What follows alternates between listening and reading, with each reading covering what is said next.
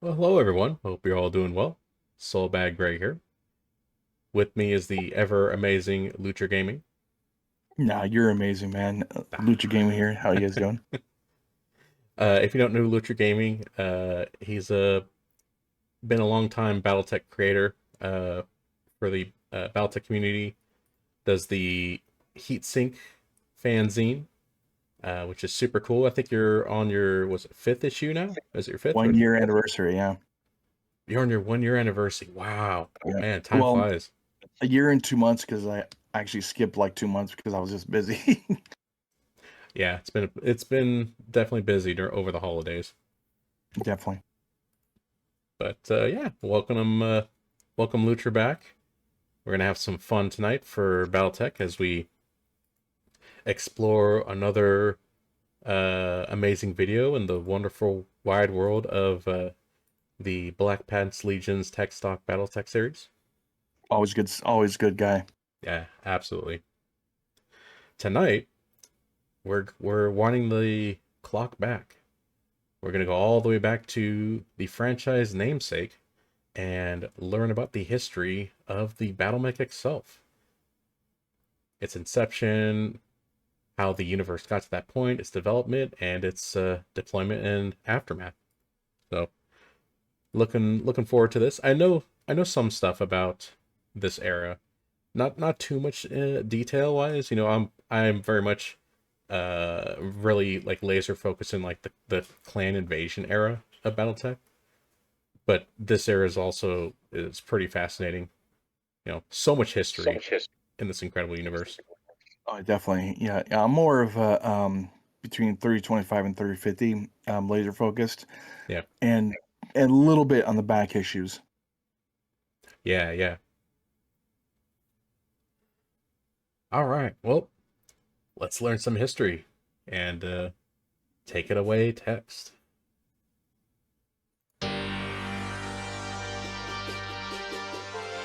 Good music. Oh yeah, they know the audience they're catering to. Yeah, true. And side by conventional guiding, scouting the conduct of warfare, the military-industrial complex. Ah, yes. Well, for so long they were having just warfare with tanks and stuff like that. Oh yeah, but through Tanks conventional means. yeah, yeah, basically for so long until the Mackie came out. I'm not sure. Did it say when it like came out? Um, I don't remember off the top of my head. I know the video will introduce that time, but yeah, I it's I think it was gosh, like 24 or 23. Not sure. that sounds about right. Kind of roughly around there because the Star League that started when that was 20. Wow. Well, we should just probably let Mr. Tex here explain that to us. Yeah, true. I got the old brain right now. I don't remember. 2571 it says. Hey, there you That go. yeah, that's when it started. Nice. But yeah, and once again, if you want to chime in on anything without missing a beat, just let me know. I can pause the video for you. Okay, that sounds good. The Black Pants Legion presents Tex as himself. That's a great voice. Oh my god. Oh, incredible voice.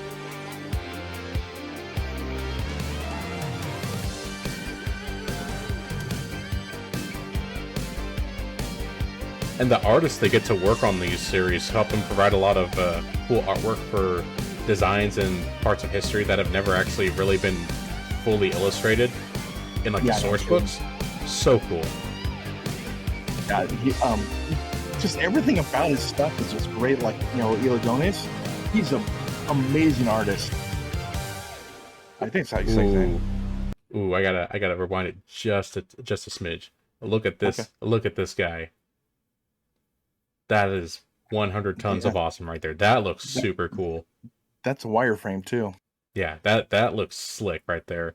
Like I've seen. I mean, we're gonna find out here in a moment, but I've seen plenty of like old school pics of the Mackie, you know, with the hip lasers, and Yeah. it just this slaps right here. This redesign here absolutely slaps.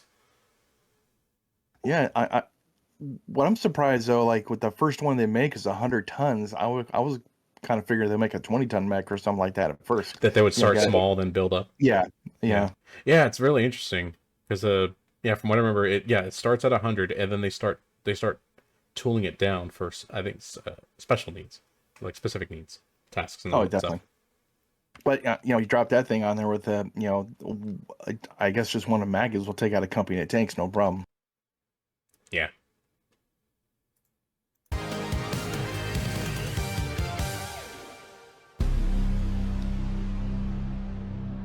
Tex Talks Battletech, the rise of the Mackie. Yep. What a name, too, the Mackie. Class.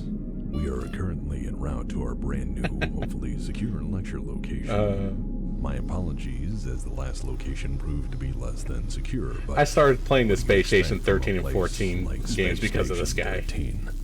Anyways, I'm very pleased to see a lot of new faces in this. Yeah, course, he does and a separate series for those aboard, games so long on as you don't the break channel. coffee machine. I am auditing this class. I am not staying because I like you.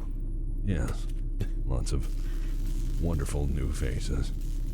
Anyways, I am contractually obligated to continue my lessons regardless of location. Oh, or Clanner circumstances Elementals. directly related to the last place blowing up on us. My favorite, actually. Please bear with this interim setup.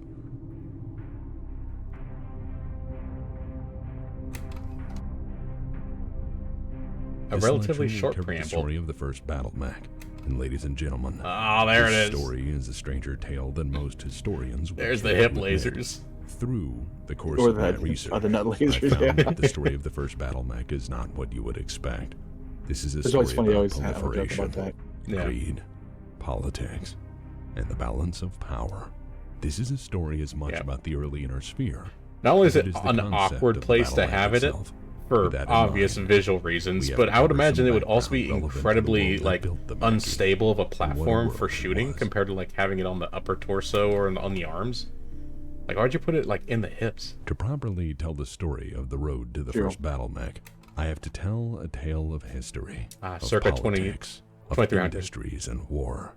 I must tell you about dying worlds and the men who burned them. The story of the Mackie and its Terran development Alliance, is a so strange tale.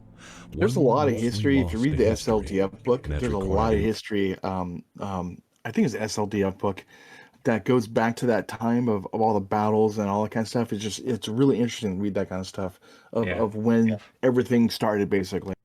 Yeah. Yeah, I have Like a some of lore. the like the oh gosh, what would you I guess call them era books? Like I have Okay, some of the yeah. era books, especially like the was it the Secession Wars? I think I have the first and second Secession War book. Oh, I'm talking before that, basically, since the clans or Kerensky left in like 2756, I think, or something. Oh, Or yeah. 2071. I'm talking about like the term when the Terran Alliance was there. They had a huge amount of battles back then too. Yeah. Yeah, war was pretty costly. Yeah, definitely. And yeah, War Crime O'Clock was always on the table in this universe. Kind of wild. enormous research to find the truth, or at the very least, what truth survives. We begin with Webs. the modernization of I war. love that. So we turn our calendars Nice. back to a dark age. The early that picture's from the periods of SLDF book. interstellar Terran civilization Nice picture, actually. and the Very brutality they so eagerly visited upon each other. Throughout human history, the conduct of war has significantly evolved through advances in technology. This has had an unmistakable effect on the nature of war itself, where once wars lasted many decades, if not generations, with indecisive outcome. The advent of mechanized warfare on ancient Terra put an end to that. I recognize that image. Well, for the most part. Yep. That's the image they used on the Primarily experimental by vast TRO book industrial that I efforts to had. mass produce the Yeah. necessary war Although I think it was material at a PDF only. frantic pace. They didn't release dawn the of the physical books, which is too bad. Yeah, it was, full it was transition PDF. to mobile warfare strategies. However, This had the unintended But he's right though. Like consequence technology of actually turning changes war warfare. from a Like World War continental One, pursuit into Oh, a global when yeah. the one. machine gun came The about, rapid we pace basically of had machine guns, and then it became trench warfare because they couldn't get past that point. And then World War II came about, which mechanized tanks. Yeah. So with Blitzkriegs, like from like Germany and everything, so everything changed during the periods of technology when that happened. And then obviously when Mackie came about, that totally changed combat like in itself. Yeah. Oh yeah. War is ever evolving. The technology Definitely. is with the strategy. But as we also know, war never changes. Whatever. I was trying to think up that name. I was trying to think of that. Yeah. Also, shout out to the two big, beautiful thoroughbreds in the background here, the P-51Ds. Oh, Good old definitely. Mustangs. Beautiful Love that fighter plane. aircraft. Technological development resulted in war becoming faster and more focused than ever before, but it also meant that a war could escalate far beyond its original point of conflict. Further, the efficiency of warfighting meant that a nation's entire industrial base could be turned toward conflict, allowing belligerents to destroy each other on a scale previously unthinkable. Where Yeah. once war was focused on a narrow front, What I'm glad about it soon Battletech became in a itself and the global lore effort. itself, Mhm. they Nations don't have and like alliances 40K learned where that they went in and a whole planet's become a industrial base. It's just Mhm. like, a couple companies type thing that have like, the industrial thing, and the rest of the planet does, shoes or like, like, and they have trade like normally, but they don't like in 40K, they have like, this planet is only can produce las guns and that's it. And then you have mass Yeah. amounts of las guns. But I'm just glad the lore did not do that for like Battletech, like Yeah. in the, again, the planets wise. Yeah. Yeah, there's a lot more logistics that goes into, okay, would this have actually happened on this such a scale on this planet? Would this planet would it be able to support such logistics on such a scale? Yeah, yeah, It just yeah. Plus, yeah. like planet. Oh, sorry. Go on. Oh no, I was on. Oh, plus like planet to planet, you have like one planet produces like targeting systems, which goes to this mech on another planet that get transferred through jump ships and stuff like that. Through like like logistics and everything, and that's what I like about the game. Yeah. Now, if the BattleTech universe eventually goes as far as 40K, since 40K technically is in the 41st millennium, and BattleTech universe hasn't quite gotten that far out yet. Who knows? We actually, Yeah, that's a good point though. It's yeah, in because what they've had 3140 now or something like that. yeah, 30, was it 31? I guess that's 3140 or 3151, wherever 51 or something like that. Yeah. yeah, whereas 40, that's literally in the year 40,000. So, yeah, the Imperium has definitely had a lot longer time to get their industrial base going on entire planets. So, Yeah, but they have a completely different universe too, type thing. oh yeah, absolutely. I mean, it's much bigger than what BattleTech is. Oh, absolutely. And in some ways, that's nice, to kind of have some restraint on like technology and like how big stuff can get, because it gets Well, so yeah, big yeah. it becomes a meme almost. Yeah, it's like this planet only does this, and this planet produces space marines, and this one, they have like, in BattleTech, it's more realistic as far as companies and like, um, this one sends spirits off to, Canopus or something, and the Canopus has, pleasure ships or whatever. Basically, they have more of a realistic outcome than like 40K, where it's so generic that it doesn't really make any sense. Yeah. Well, a lot of 40K stuff really came from just kind of parodies of like that era of like gaming and like settings and stuff like that, to where everything was so crazy it was silly until like third edition, when suddenly they started making it like serious grimdark. Yeah, true. Yeah, I mean, first edition 40K was that was interesting. It was definitely it was Yep. interesting to play. Them models were interesting. Oh god, yeah. Basically, I still like the dreadnoughts back then. They had some pretty good looking ones. Yeah. And, Yeah, and I think in the second or third edition they had Terminators, and that came out with the Razorbacks, the Cobra backs, and like all those ones, and they looked really nice. Yeah. Yeah, BattleTech is definitely my most favorite unrealistic realistic setting. Yeah, true. It's very 80s with its setting, but at the same time, it gives a reason to a lot of things. Well, they still have like in Battletech, they have like the Ford company and And I think GM, a couple other companies they had to just make something up for like yeah, companies that are still around in 3025. yeah. Kind of fun that way. Okay, This sorry. Sorry. this is a cool this is a cool image, by the way. I don't know who drew this, but this looks really cool. Oh, The that's only drawing. way Yeah, to me too. maintain peace was to That was it prepare the for RAF? war, Is that the RAF? to have better Yeah, weapons and more definitely. soldiers ready to use them. And when war came, the only hope for a lasting peace was to absolutely obliterate your opponent in the shortest time possible. In that ancient era, mankind learned that victory often went to those who had the force projection power to access any battle space put before them, and the will to apply it in full measure. When mankind took to the stars, war soon followed.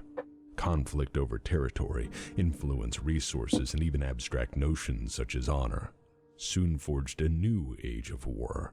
For 150 years, the states of what would become the Inner Sphere waged ceaseless conflict for worlds and all the riches and resources they contained. The reasons in casus belli for many of these early Inner Sphere conflicts are hard to find, as ultimately all Love that how has survived the Tex centuries actually are gets either into the agreed upon warfare alive. and how it comes up to the Mackie, and that's really cool. I like that. Yeah. Yeah, I know he's been complimented on essentially kind of taking concepts in Battletech and kind of really grounding them to like actual things we would actually see in our own lifetime, as far as like the nature of warfare and the military industry and the military industrial complex, and how it makes sense in developing how things go in the Battletech universe. It gives it Yeah, true. Yep. a little extra layer of credibility. That's what Battletech is pretty much when they made it. Yeah. Or distinctly biased points of view. Interpretations of history aside, I believe we can agree on the fundamental principle was it that pronounced the first Shilon? and Is that it? often Shilon? least moral Yeah, it is. casualty in any conflict is often the truth. What is more certain, though, No, is that when I've been getting humanity into first more of waged aerotech war and among the warships and stars, everything we're like now lately. faced with a That's cool. tremendously And it's hard to vast find people battle space for that. problem. Yeah. To look for any advantage they could find. First Yeah, among those aerotech stuff advantages would be is a bit the rough to play development and from just construction of how those rules are. warships. Warships gave I would the love to play major them too, but powers yeah, of the early Inner Sphere a near limitless especially when you mix it ability with to like project power. the Total And Warfare from that, system. the It's like, ability to oh direct man. their armies Oh, where God, they yeah. pleased. Well, it looks like we're playing this game all week. Warship was a mode of connectivity with the True. greater galactic community, a safeguard of trade and vested commercial interests, a reminder of legitimate power, and jackboot for any who dared break away from recognized Those are good pictures, man. so-called legitimate state authority. I wonder where you In got those, war, or were they however, drawn, a warship was the ultimate or weapons drawn by platform. In somebody? such roles, a I warship haven't could seen jump those to like a in system, FASA. burn toward a target, annihilate all opposition, glass the defenses, and patiently drop nukes on anything that resembled enemy forces with absolute impunity. Given the lack of FDL communication in this era, a warship was the ultimate in first strike options. A warship could easily make inroads into enemy territory and hold it from anything save other warships. Once friendly armies had landed, warships would often stay on hand to provide orbital support by the goddamn megaton. The primacy of the warship resulted in war turning into a balancing point of who could build, utilize, and maintain the largest war fleets while defending their own borders against enemy incursions. Where any sane leader in this timeline would have put everything they had into FTL communications, detection, signals intelligence, and similar strategic investments, the warship prevailed. Why? Well, they were a proven technology, and new technology has a tendency to be supremely expensive and occasionally not work. And so, every nation with a vested interest in the stars needed warships. Every nation with the means. The built 3057 every nation without revised those book means actually is has now some really good lost warships. Yeah. of what they used back in the day, like back when the Terran, Alliance was there, Yeah. and all the different battles. And if you read some of the stuff, it's just amazing. Just these ships, if you read all the stats and everything.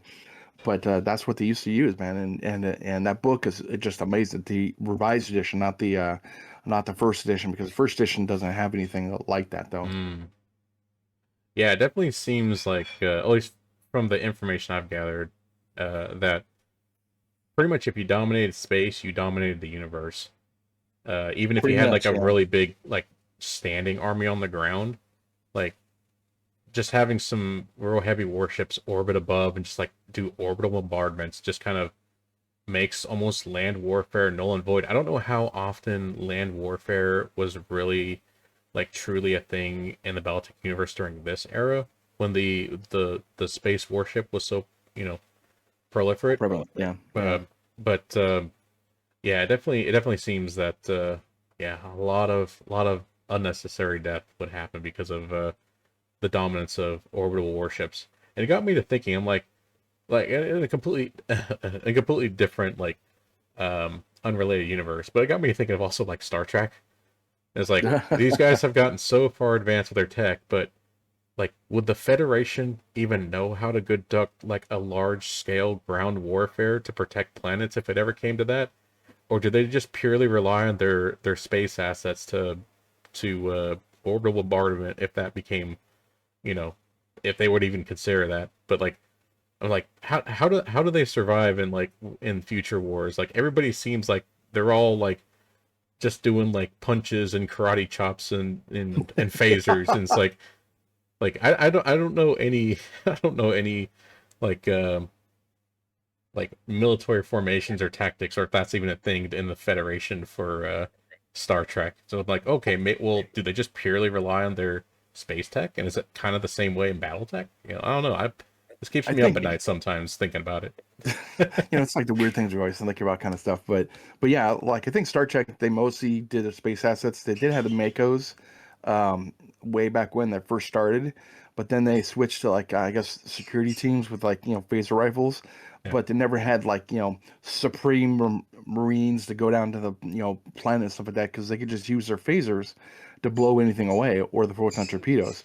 And a BattleTech, I'm not sure if the naval autocannons can actually reach the ground because it does have a Ah, limit on range, yeah. or the naval PPC cannons or like whatever they have because they have range. So I'm not sure if they could actually reach that, but I assume they could still use nukes because back then they did have nukes as well. So they would Yeah. nuke a certain part or something like that. Yeah. Yeah, like nukes, I'm sure like long range like uh battleship like class laser cannons would probably be still useful, you know, from a orbital bombardment. But as far as like kinetic weapons, unless if they were made out of materials that would allow them to survive the descent, you know, because they're going to burn up, I'm assuming. But Uh, there's a lot about BattleTech that's like, oh wait, what? Basically yeah. like like machine guns. Each hex is only 30 meters. Yeah. Actually, like each hex is like 10 meters, but machine guns go only 90 meters. Basically, it's like, wait a second, it doesn't Yeah, make any sense. I saw You know, yeah, your post on that. Yeah, I was remember thinking about that too, and I remember the developers behind BattleTech were like, we did this because we just thought of it in terms of like a board game. We didn't really think about like the actual real world application of like how a machine gun should go way farther than 90 meters. yeah, But yeah. this is a board game. We just remember that, guys. This is a board game. So I'm like, oh, okay, all right. But But there's a lot yeah, about BattleTech that actually like you gotta really kind of disbelieve and just make it work type thing and just play. yeah, Like tanks. Generally, in my opinion, tanks will be better than battle mechs. It's just that's my own opinion. A lot of people are like battle mechs are like so much better, but tanks are there's so many more tanks that you can use that in reality though, like a tank going against a battle mech, they're pretty much basically the same thing. Maybe the armor's a little bit less, but tanks you could field a bunch more tanks than you can battle mechs. yeah. If it was just like a straight fight of like a battle mech versus a tank, I would imagine the battle mech would win just from Yeah, the yeah, armament. yeah.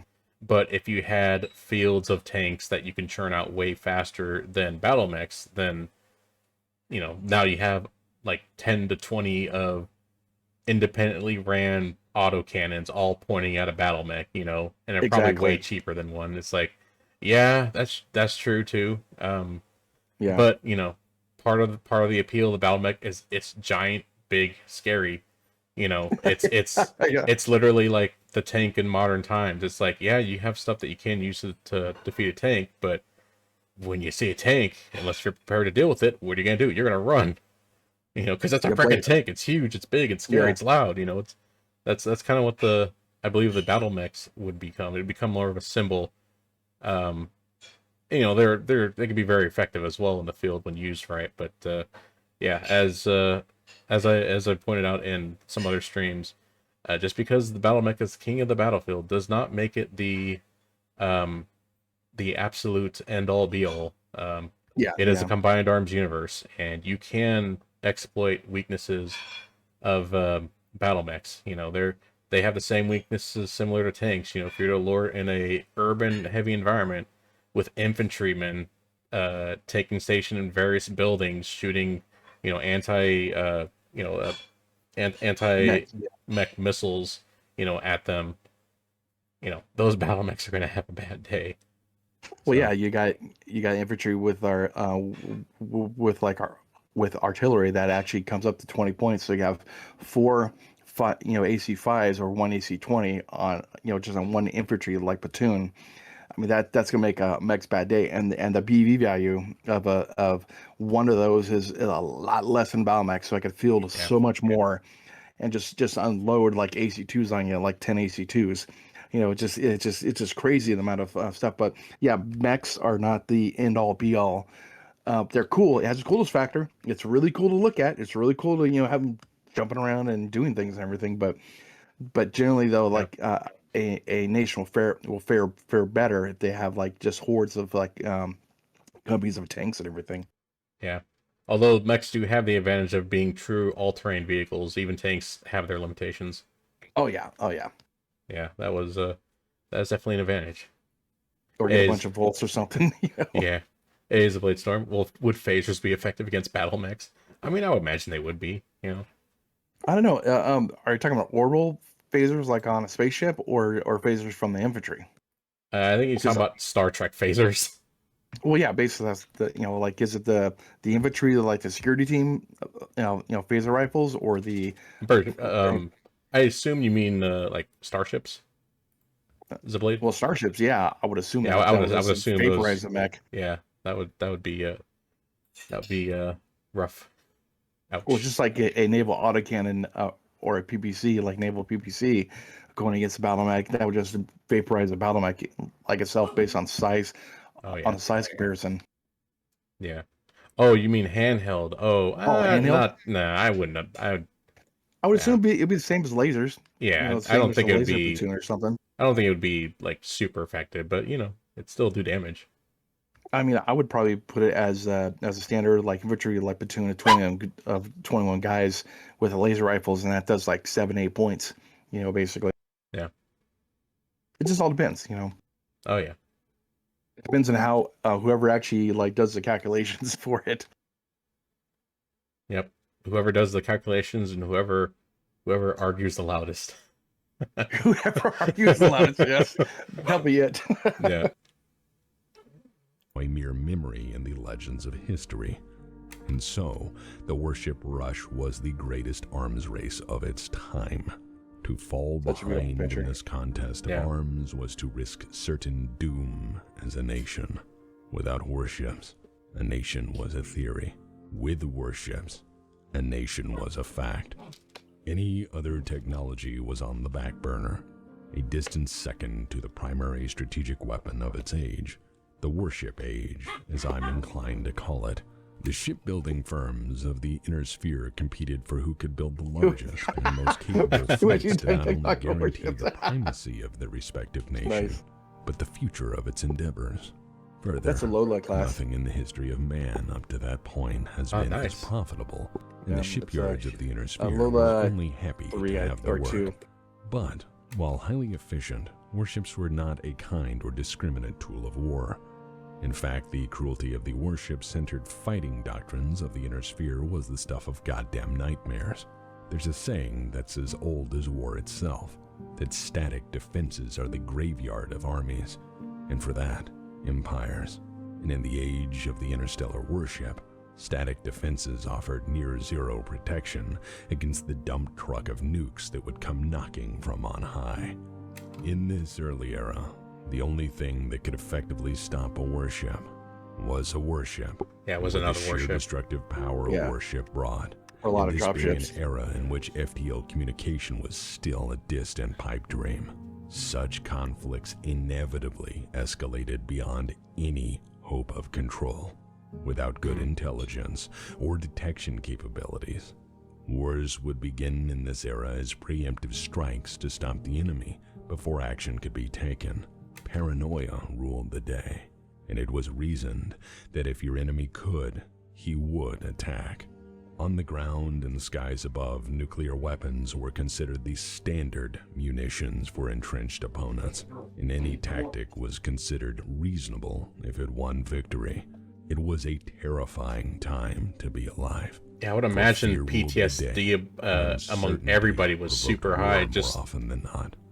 just the idea of, you could get nuked tomorrow, and that's a legit possibility that everybody faced. It was just normal. It's like, geez. Truly catastrophic. I was watching a bunch of videos of the Ukraine war. I don't know, 40K goes that hard, It was dirty. And like how like with no rules the to drones, follow, they're and no so afraid of drones. penalties for escalating Whenever if they conflict. hear a drone, they There was nothing just to go shy undercover. Oh man, Because yeah. they know that basically soon something's enough. coming for you. War That's so would scary. change. Oh, tell me about it. 2412, And I assume the just, free world's lead nukes, under the basically if they're gonna leadership nuke the whole of Captain planet, it's like, General okay, well, that Pierre sucks. Merrick had invaded a Yeah. world of the Capellan Confederation named Tintavel.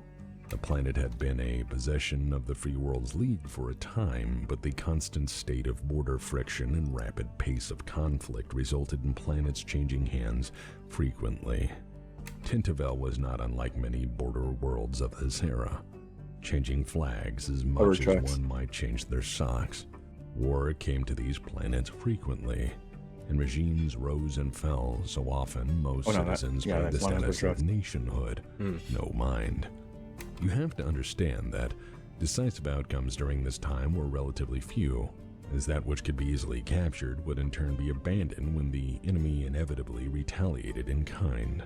Territorial conflict in the early Inner Sphere was a game of give and take, trying to project your forces into the enemy's border zones all the while protecting your own core territorial holdings. Losing a few planets to gain a few was normal.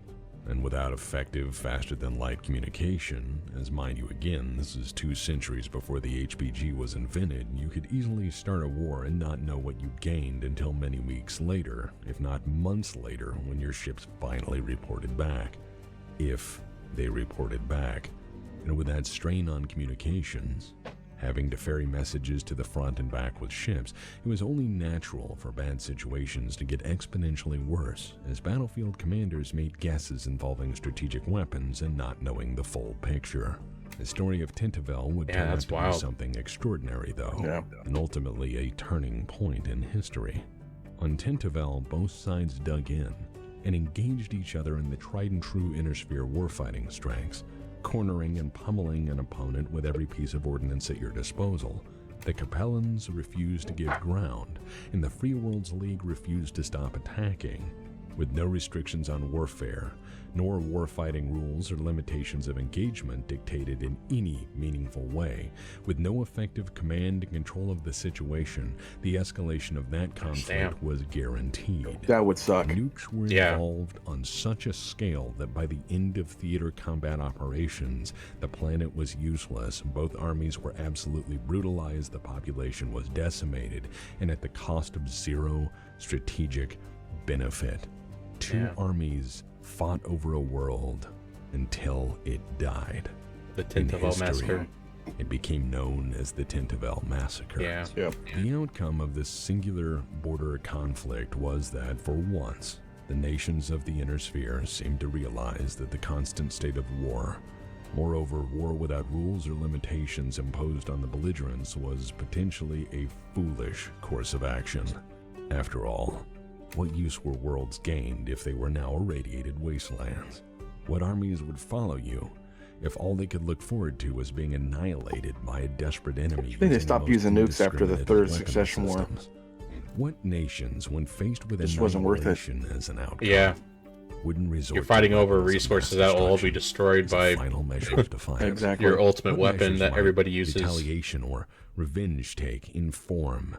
Kind of in an defeats the era where purpose, you know. nukes were frankly fucking boring. The summer of 2412 will go down in history, not because of what transpired on a battlefield, but what came after it.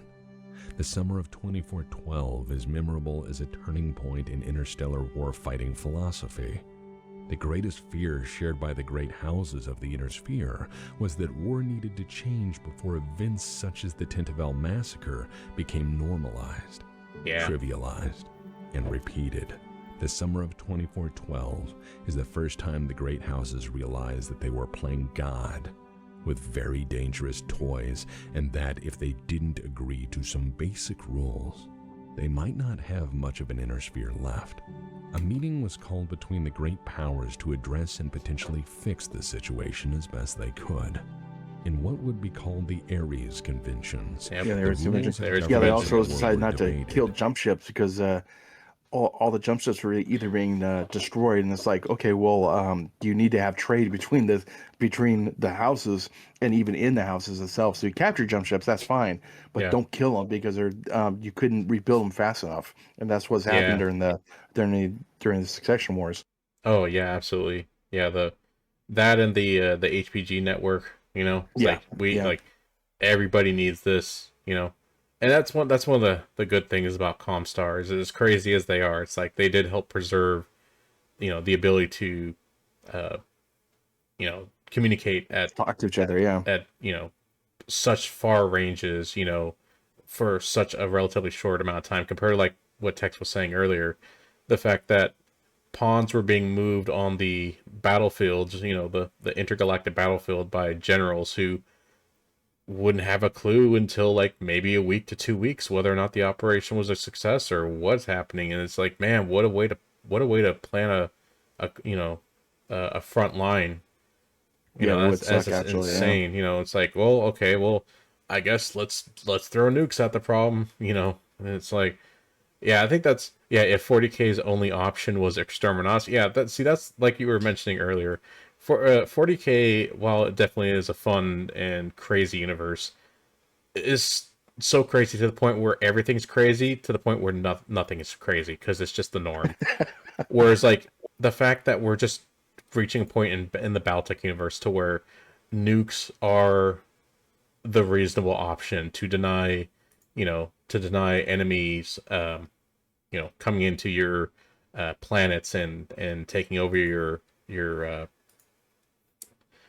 regions, you know, that suddenly this is becoming an actual problem. That hits a lot harder in a universe, you know, isn't as extreme as 40K, you know, to the point where they actually had to stop and be like, okay, we just lost an entire planet just from everybody throwing nukes at it, to the point where we need to figure this out, because otherwise this is just going to become the norm for every planet that gets fought over until the humanity is essentially wiped off the face of the universe.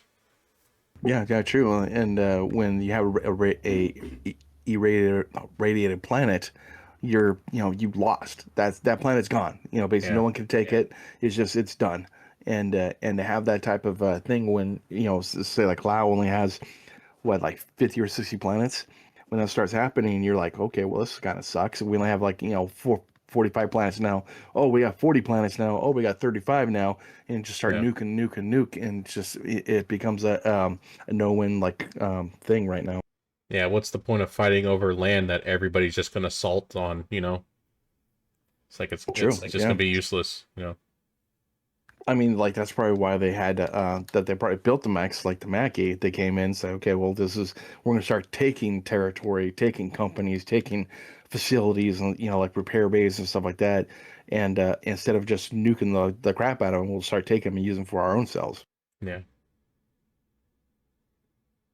Amended and firmly established in language that all could understand. At 320 pages, consisting of 6 articles, 18 appendices, and numerous We promise we're trying really hard not to be huge dicks. the Ares Conventions forbade indiscriminate He has application such a of good weapons humor, of man, I mass love it. destruction. In theory, this would prevent massacres. In Oh, that's reality, freaking good. well, we'll get to that. 8 of the 10 delegates signed the Ares Conventions on June 13th, 2412. The delegation itself was a representation of every major power of the inner sphere and periphery. The articles and appendices define the rules and conduct of war in an interstellar age. Terran for the very hegemony, first time. Federated Suns, Included in Rimworld's the Republic. document were definitions of combat forces from reserve infantry components to aerospace assets. Appendix A Okay, even let's went see here. So we got the Articles of the Ares Convention. I've never actually read these. So we have So we have Article 1. The use of nuclear weapons is forbidden against all civilian targets and planets and military targets within 75,000 kilometers of a planet. Article 2. Why is that though? Within 75,000 kilometers. I don't know. Probably just a arbitrary number they picked. It's like, yeah, this should be alright. Yeah, it's kind of like how international waters is determined to be, Yeah, was yeah. it 13 miles off a nation's shore, right? Yeah, yeah. It's like, well, why did we pick that? I don't know. It sounds like a good number. Because- I'm sure somebody thought it up, but you know, I don't know, it's just the way it is. So, I'm sure they have the reason for picking that Yeah, number. true. Article 2. Orbital bombardment is forbidden except against vital military targets which may be nowhere near any populated civilian area or significant civilian population. Article 3. Makes sense. Yeah. Yeah.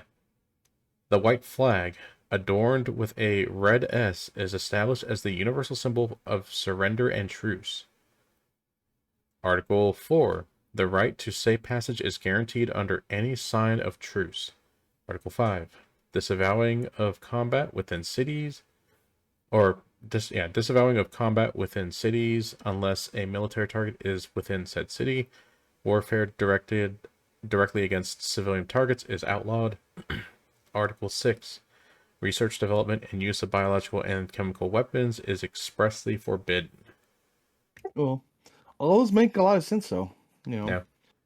biological. I mean, God, think about what they can do in like 400 or 500 years from now. Yeah. That'll be insane.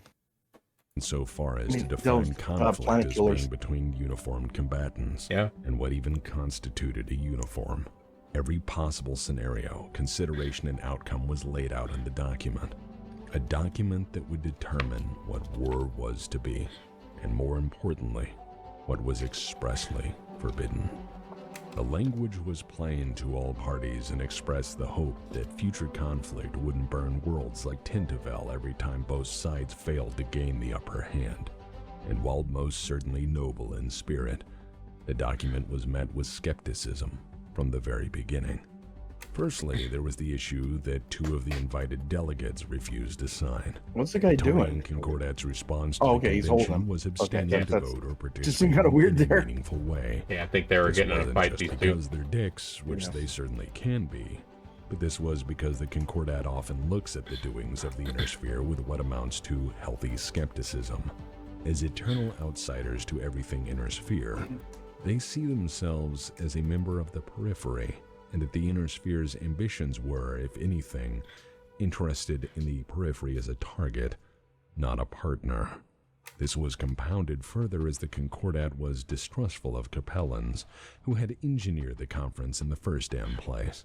The Taurians judged Capellans to be ultimately untrustworthy on the basis of their conduct this far, and with good reason. Well, who The trusts that Capellans had Capellans, to be conducted honest? massacres on Yeah, a just trust similar, Lau, if man. not greater scale to Tintavel in fighting the Concordat prior to the convention Like being trusting called. North Korea. The Taurians feared Yeah. that the Capellans would do so again, with or without paperwork saying it was against the rules.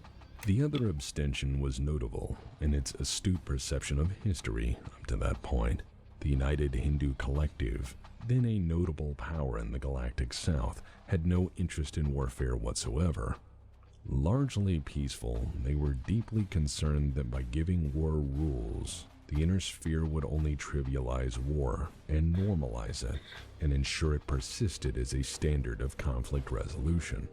Their warning and concerns were prophetic as the convention accomplished just that. I'll have to read about that War now group. had rules that most powers agreed to, and with that in mind, they quickly prepared themselves to wage precisely that kind of war. Yeah. After all, conflict was now not only legal, but it came with a handy-dandy rulebook. Yep. But So it wasn't all bad. now it's like they're The playing conventions football did for ultimately keeps, make war essentially. safer business for combatants and Very nations true. caught in the crossfire, but at the cost of normalizing conflict as a means by which to solve disputes. Between the signatories of the document, the practice of conflict guidelines as established by the Ares Conventions ensured a far lower rate of overall casualties, especially among the civilian population. As it turns out, indiscriminate strategic bombing being outlawed somewhat lowers the rate at which planets burn. And I know it's rather obvious to us in retrospect, but you must keep in mind that anything repeated on a long enough scale becomes normalized, if not mundane. With the Ares Conventions in place, at least legally speaking, armies could That's no longer allowed. glass cities Yeah. and Uniform, break right? an Yeah. enemy's Yeah. resolve. that was Double how, Would hell. go down and Yeah. visit hell upon them in person. War also now had observers, more or less referees to the great game, who would impartially as possible observe the outcome and grant rulings on what was and was not a violation.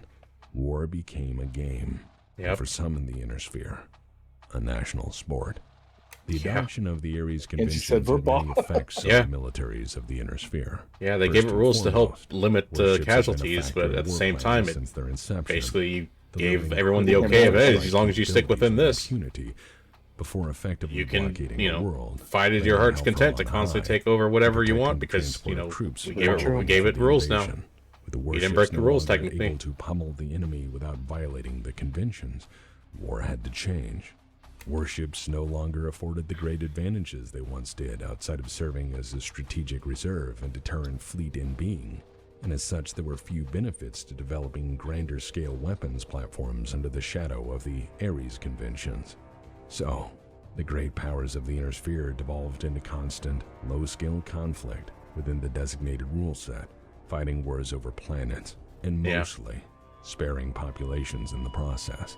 For a time, the balance of power was maintained, and war put on a new phase. Whereas some would embrace the stagnation enforced by the Ares Conventions as a sign that perhaps peace or mercantile pursuits would win the day and balance the equation of a nation's primacy among the stars, others would always search for a military advantage. And there is an ancient Terran Industrial saying complex right there. related Yep. to that. Beware the military-industrial complex. Oh, see? Absolutely. Yep. Hey, MTM, good to see you. Located across the oldest worlds of mankind Nice. was an interplanetary governmental body forged from the ashes of the early Terran Alliance. Dang, 14 This modules nation deep in was the called the DCS. Terran hegemony. What's It that, was a DCS? nation that Yeah. saw itself not only as the birthplace of humanity, but as the beacon of human civilization and first among equals. It was from there humanity took to the stars, and ever since, it has been the hub of human civilization.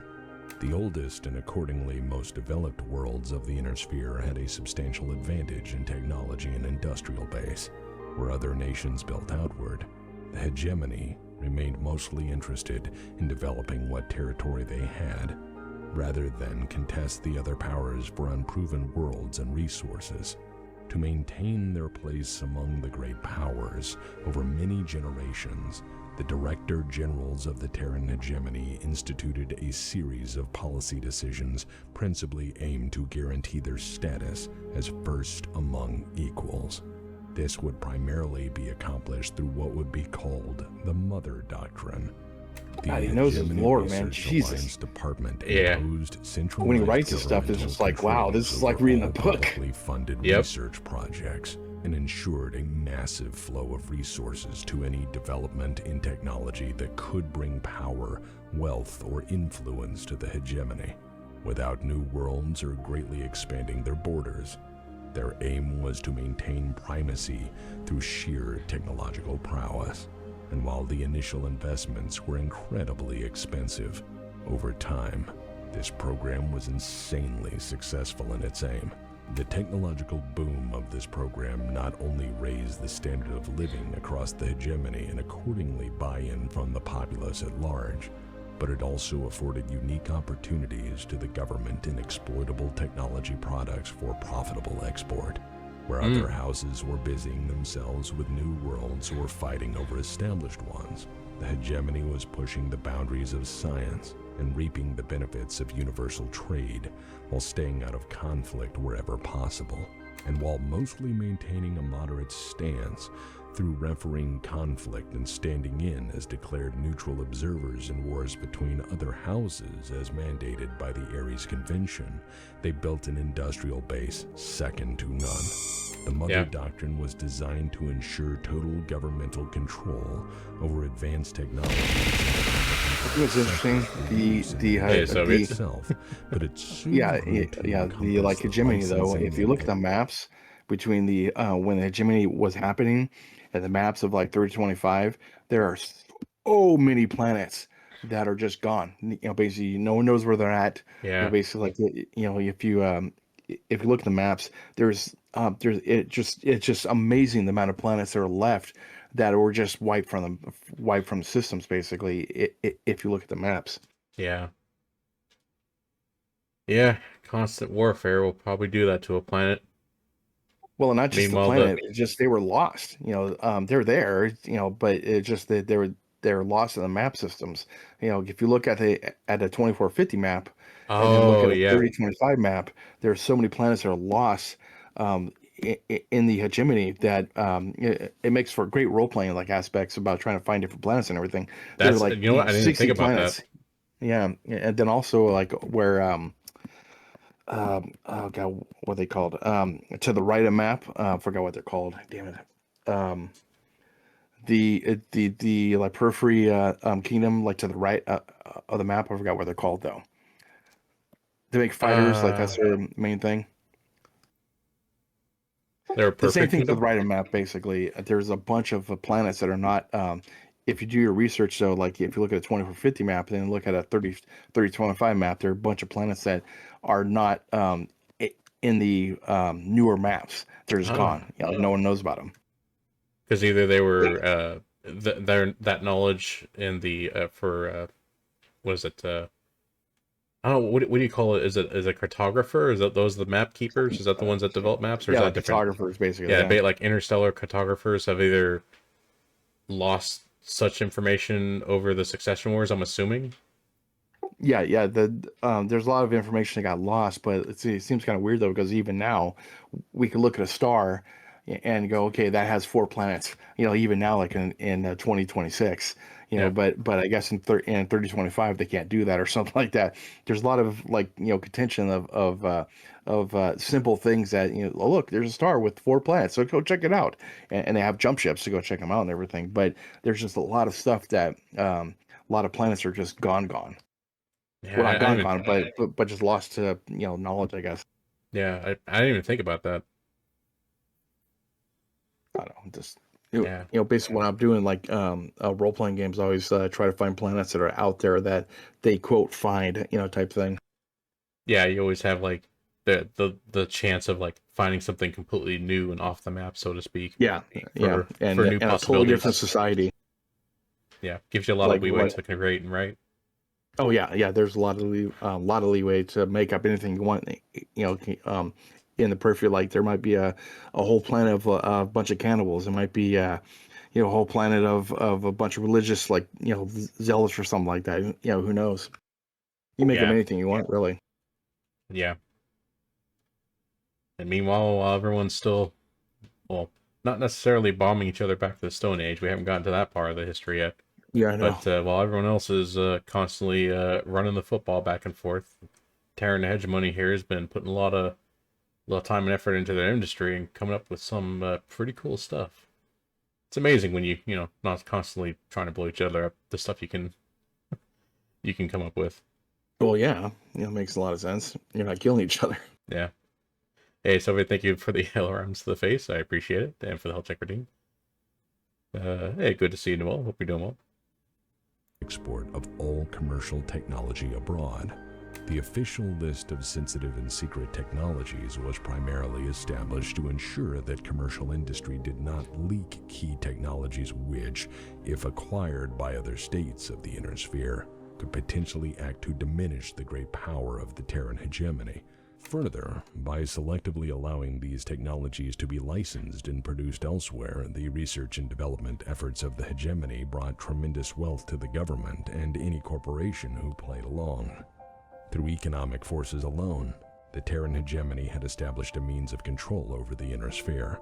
Many advances in technology were controlled as a hydraulic monopoly, forcing other houses to play along or be cut off as their competitors gained the upper hand. The great houses could either buy in, play nice and gain access to the latest tech, or be blacklisted and have to develop their own from scratch at enormous cost. Seeing as the other great houses were already involved in trying to make substantial territorial gains at any cost, the prospect of dumping enormous revenue into R&D was less appealing than simply buying what they needed from a mostly impartial, mostly neutral observer. So Not almost all were pleased by almost the like plan. the Some corporations within the hegemony almost like the thought this Star League, heavy-handed, the way that was set began up. calling the official Yeah. list the Yeah. Cameron Blacklist, so named after the Cameron dynasty's rulership of the hegemony. In their own foolishness or simply trying to test the government's resolve, corporations began to try to selectively ignore the blacklist or clandestinely undermine it. Such companies are now lost to the sands of time, as the governmental seizure of their assets and treason love it. Discount Dan's super legit Yeah. corporate I assassin love it. liquidation sale. any resistance to Super the official legit. government plan. And so the mother doctrine was maintained, for when given the option of prison or endless profits and I guaranteed had to look up R&D some of his funding, artwork. It's the beautiful choice for artwork, man. most Oh, was absolutely. quite simple. Through effective application Oh my of the gosh. doctrine, the ESPN and hegemony Netscape maintained Navigator still power. exists. I Regal think I see his Cinema. artwork, No, not fast. Regal Cinema Nebula. Required Yeah, no, large except. resources, worlds, and vast wealth Golden Corral. without risking Discount prolonged Dan. military Goddamn. conflict. Oh gosh, Through you generous probably don't want funding to. of You probably don't want to R&D, click that link for discount standard Dan's. No. living rose on I know. hegemony worlds, ensuring buy-in from the population at Sure, large. just gonna get virus. And if anyone dared to attack, the hegemony maintained a fleet that was the very definition of cutting edge. Further, their observer status for compliance with the Ares Conventions meant that, above all other things, they knew firsthand the military capabilities of every other great house in fantastic detail. Through periods of extended peace and through virtually unlimited government funding, the hegemony provided fertile grounds for a weapons revolution. But with the limitations imposed by the Ares Convention, that program would be limited in scope, with warships being the purview of large shipbuilding consortiums and weapons of mass destruction maintained as a deterrent. The only place left a company could innovate was the terrestrial battlefield. Yep. A solution series in want of a problem. unrelated technology breakthroughs would pave the way for the greatest revolution in warfighting since man took to the stars. Myomer, an artificial synthetic muscle, was one of them. Its core value was that for its size and weight, it can move an enormous amount of force so long as it was adequately powered. Being more agile, flexible, and durable than older systems of mechanical movement, industrial applications were limitless. December 21st, 2350 saw the ultimate test of this in Project Musclebound. The research lead, a man made wealthy by near endless government funding through hegemony-controlled research grants, was, I shit you not, Dr. Atlas. Dr. Atlas found out that a 10-centimeter thick, 2-meter long bundle of myomer could contract to 1/10 its original size with enough force to destroy the industrial test harness and catapult the test weights across the test area. Gosh dang. Needless to say, this is what you call a catastrophic success. Yeah. Dr. I know, Atlas earned damn. himself a Nobel Prize for his I'll work. read more about and that went then. on to develop God knows what, as history draws a blank at him beyond making artificial muscle breakthroughs. While myomer was a godsend for the prosthetic industry, some thought of other applications. Well, if you ever want to know Larger what bundles the of myomer Atlas fiber required assault extraordinary mech was amounts of named voltage after, to function pretty sure it's named after effectively. that guy. Industrial applications seem to be a natural use for this technology. Soon enough, the reality of agile, controllable, and versatile legged designs resulted in the rise of the industrial mech, with vast colonization efforts underway throughout the inner sphere on a variety of untamed worlds. Industrial mechs I and the don't mind, industrial but the ones vehicle they had for designs. Dark Age, I just have a conniption fit about.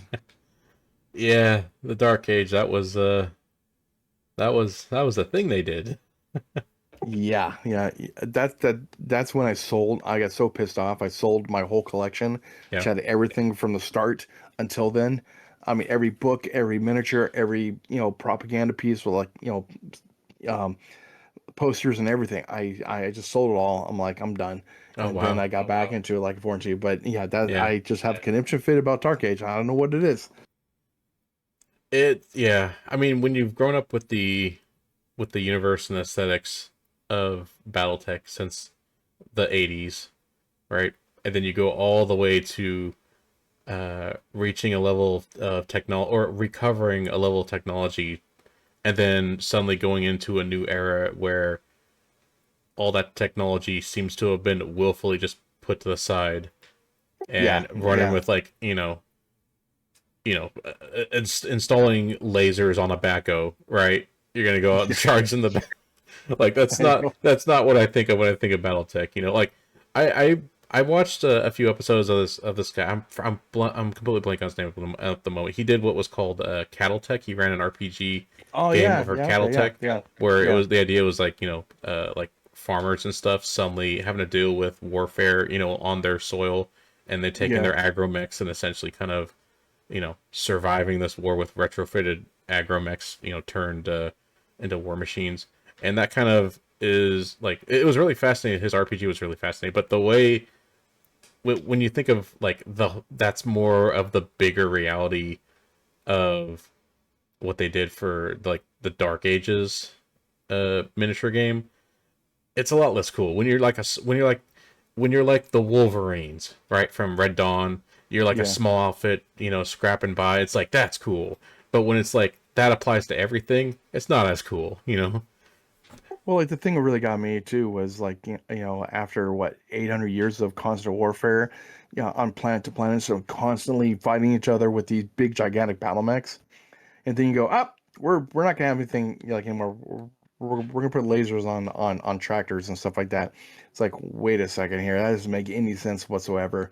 Yeah. But in lore they kind of gave like a explanation, but I didn't really like it, to tell you the truth, and they What made like was what's that? what was the explanation exactly? Was it God, it was what, after the jihad, and then they had was it clan stone line or whatever, basically like where they put like a gigantic bubble around Earth or something, like around the you oh know yeah, the Republic.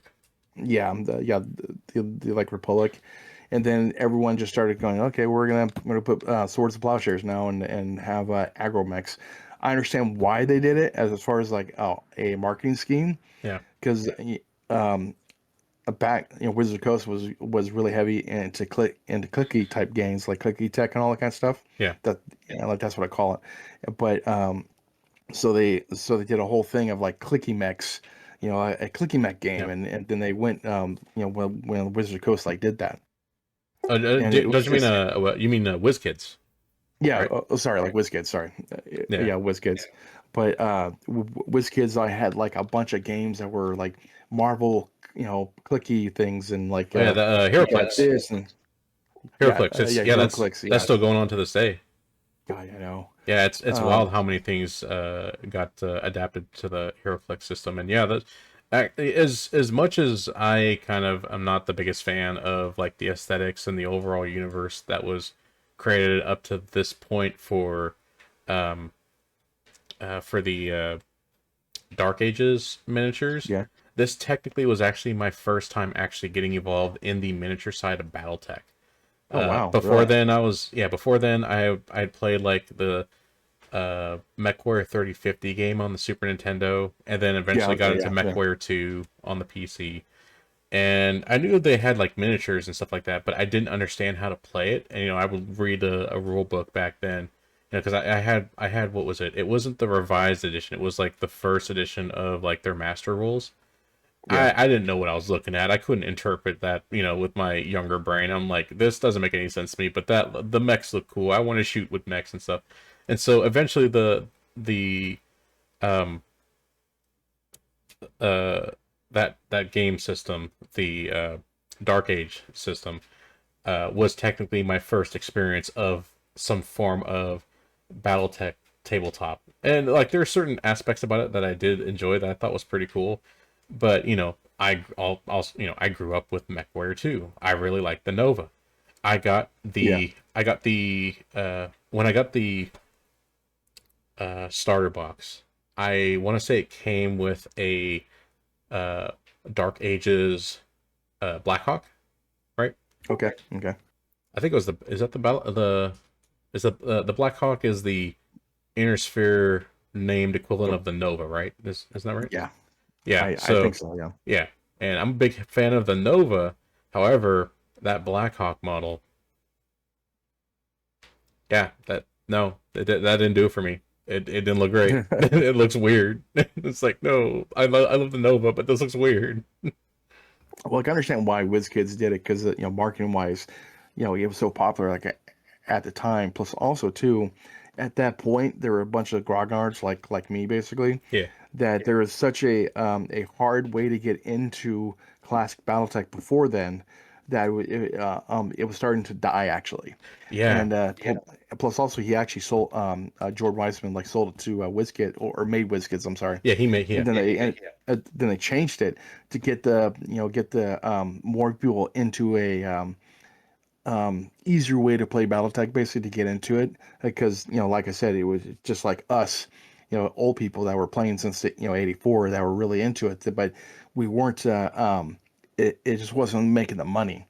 And Yeah. so doing this, it was more popular, basically, like as far as doing the hero clicks, than to just keep on going with it. But they did go with it, and they sold it to FanPro, Yeah. and the FanPro started making all the different things for it. Yeah. And that's why I understand why they did it. Basically, Yeah. it's not it's not an issue. It's a business. Oh But yeah. for me, as far as lore wise, I just freaking oh god, I hate it. Yeah. I hate it Yeah. with a There's passion. definitely contention over the whole Dark Ages era of BattleTech and WizKids and FanPro and stuff like that kind of era. And Yeah, as yeah. much as it is kind of like, like you said, we got to remember that at that time in the later 90s, the tabletop Battletech was kind of fading It was away, dying. especially Yeah, after yeah. when they start coming out with the later stuff like the clan tech and stuff like that, that kind of, literally just, just, toss the table, with a balance and stuff like that, with all this other crazy stuff, and rules were getting nuts. And yeah, the returns weren't there like they used to be.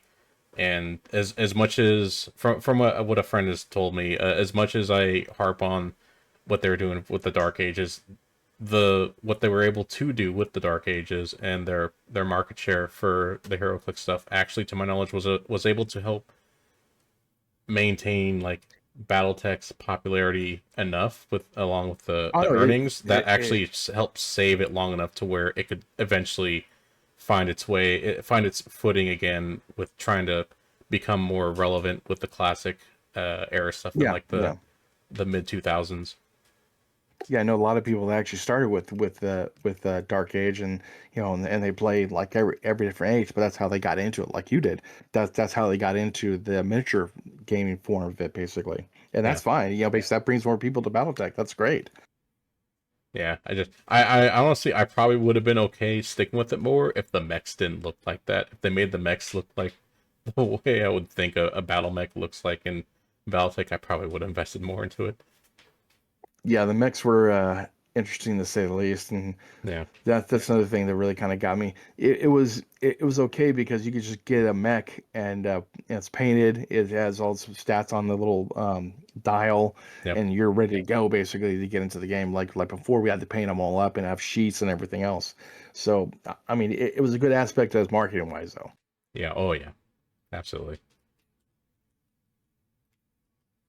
which enabled rapid mobility across uneven, if not outright hostile terrain, was of tremendous benefit. I wouldn't mind trying to Where run a cracked vehicles would small break down like or slide, Battletech the RPG industrial mech where could climb it's and basically we quickly are, so, you where know, wheeled vehicles just found rugged civilians terrain like on a farm or impassable whatever at a that has to crawl. take up The arms against industrial the mech invading could force go using in agromechs easily. and stuff. And Like that'd be any kind of new fun, or I useful would think. technologies of this time, Speaking of it that, was I actually ran rapidly one funded and where perfected they by were from the Vanguard. periphery, and they actually had One such agromechs company who to made go the defend against intercept pirates.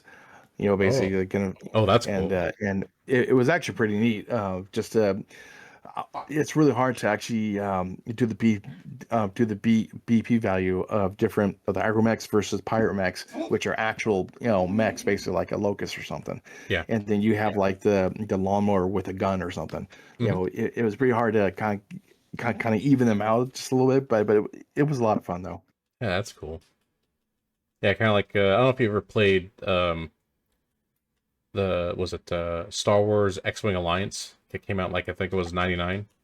I wanted to play it so bad, but I never Oh, got to. it's really good. Yeah, it's basically before you even get involved with the Galactic Civil War, you're just a family, in the like shipping business out in space that are dealing with like was it the Varaxo crime family? I think they were that were constantly Yeah. meddling in your business, trying to take over, and you're constantly dealing with them, and then the Empire gets involved because essentially the Varaxo like sell you guys out because one of your family members actually was secretly doing stuff for the rebellion.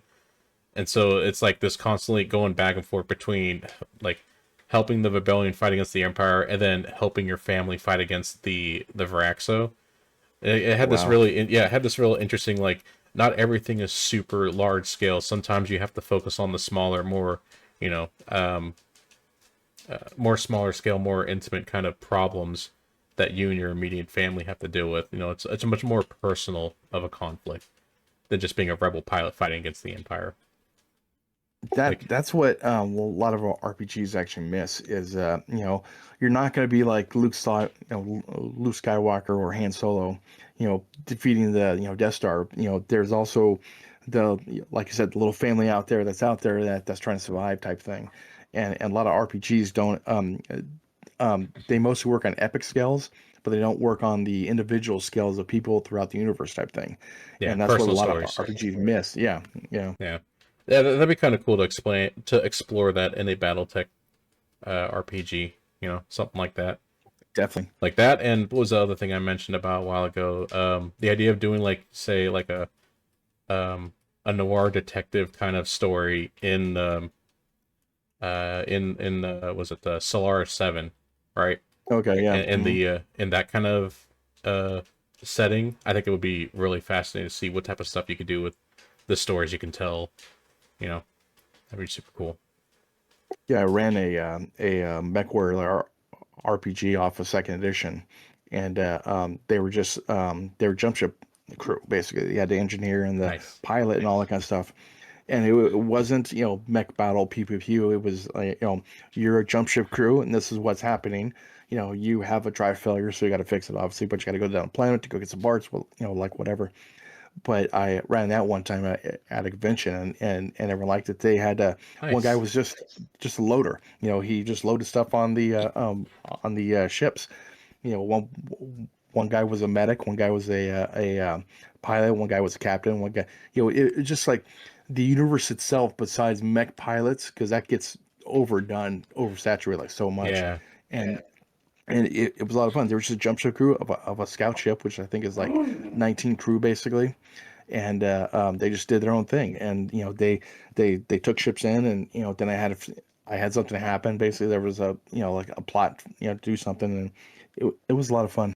Yeah, there's so much more interesting storage you can explore in this kind of universe instead of always just defaulting to be, a mech warrior and going with a, min-max build of being a mech warrior. Oh yeah, yeah, definitely. All my games when I run at cons, I never have them be mech pilots. They're like might be a special soldier, might be a special forces or something. Then you got a medic and the engineer and all that kind of stuff. But I never have them be mech pilots because it's kind of boring actually. Yeah.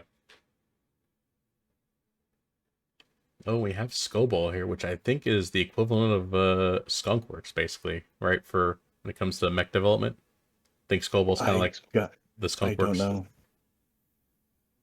Oh, we're gonna find out. I think it is, though.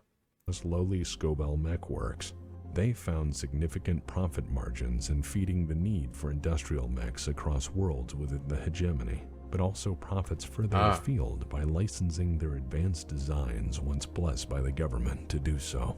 But they saw greater profit still in the possibilities of working for the growing military-industrial complex. So they started with and the agromech. fat stacks of money that come with it. Agromech development. This is only one of the advanced technologies that the hegemony had funded.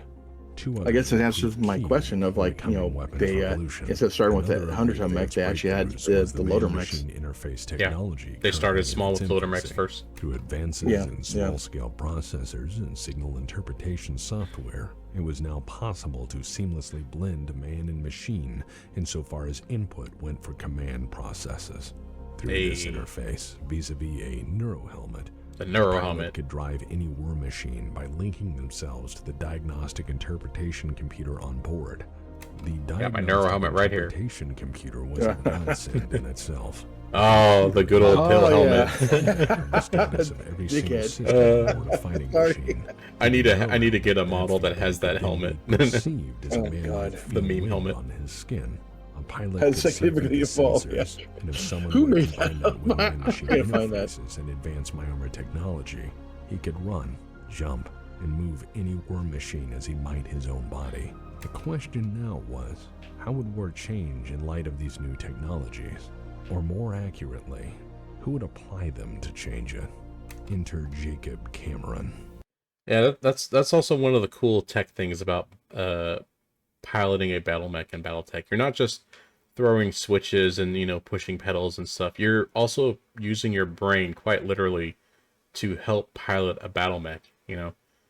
I've had discussions with people who had no clue that, you know, such technology was even used in this universe, you know, because they think of other they think of other mecha, like say in Neon Genesis Evangelion, right? Where a lot of it's interpreted by your brain, by the sensors they put on you, and you know that's how you kind of move around in those mecha suits.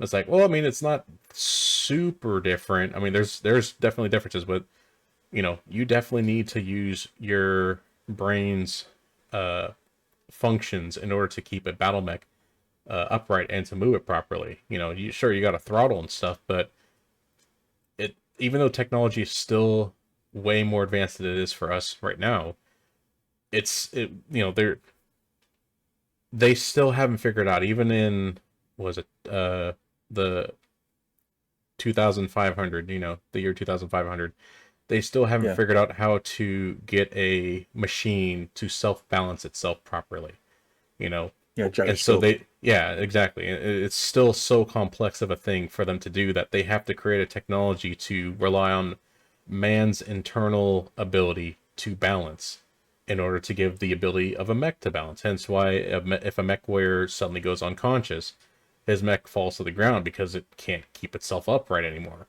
you know.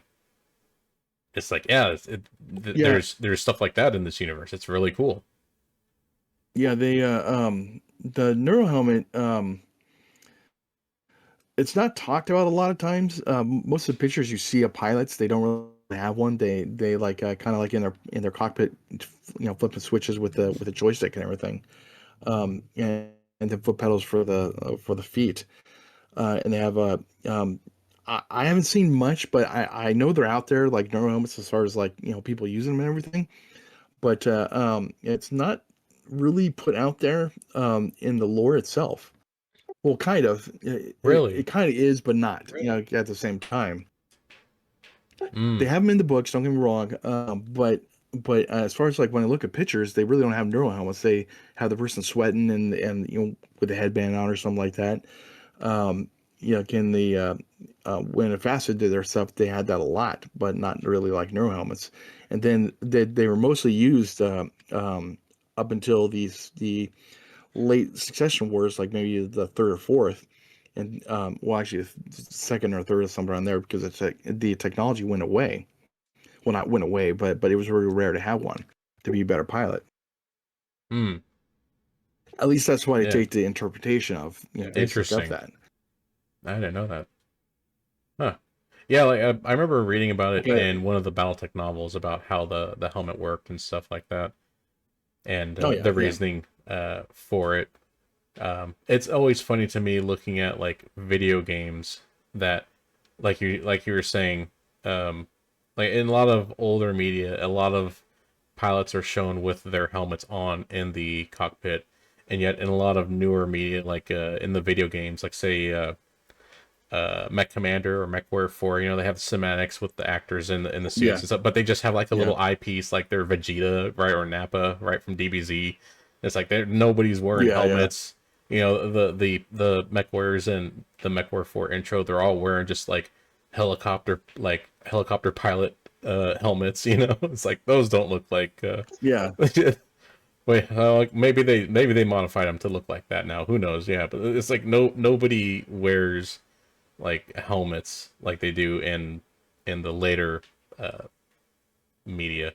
Well, MechWarrior 5 has definitely uh went back to kind of showing that, you know, and especially like the Yeah, it just all depends. Like it's there and it's not. Basically like it's there in some pictures. It's not in some pictures. It's there in some lore, but it's not in the lore. No one really talks about it. It's just like kind of like a given or something like that. yeah, You know, yeah.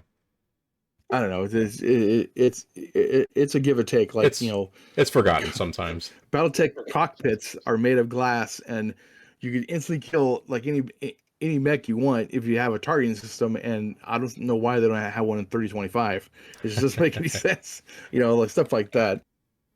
Yeah, you can't utilize your targeting system to make a call shot until after somebody falls down and is considered immobile.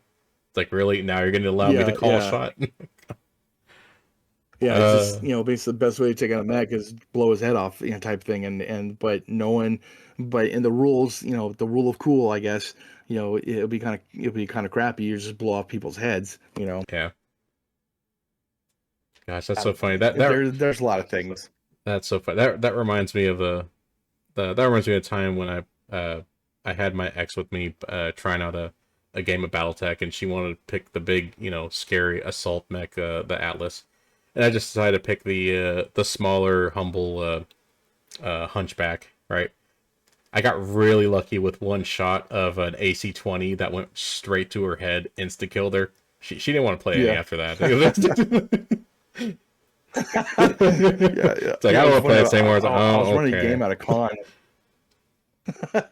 Yeah, I was running a game at a con where the PCs they were all like light to medium max, and then I had a really cool I had a really cool Atlas mech like pop out. I was like, okay, this is gonna kick their ass. This will be really cool. And then what they did is that they got 2 hits on the head Yeah. in the first like round. I'm like, oh god, this sucks. And so it went down. I'm like, okay, well that's my villain. He's done. Yeah.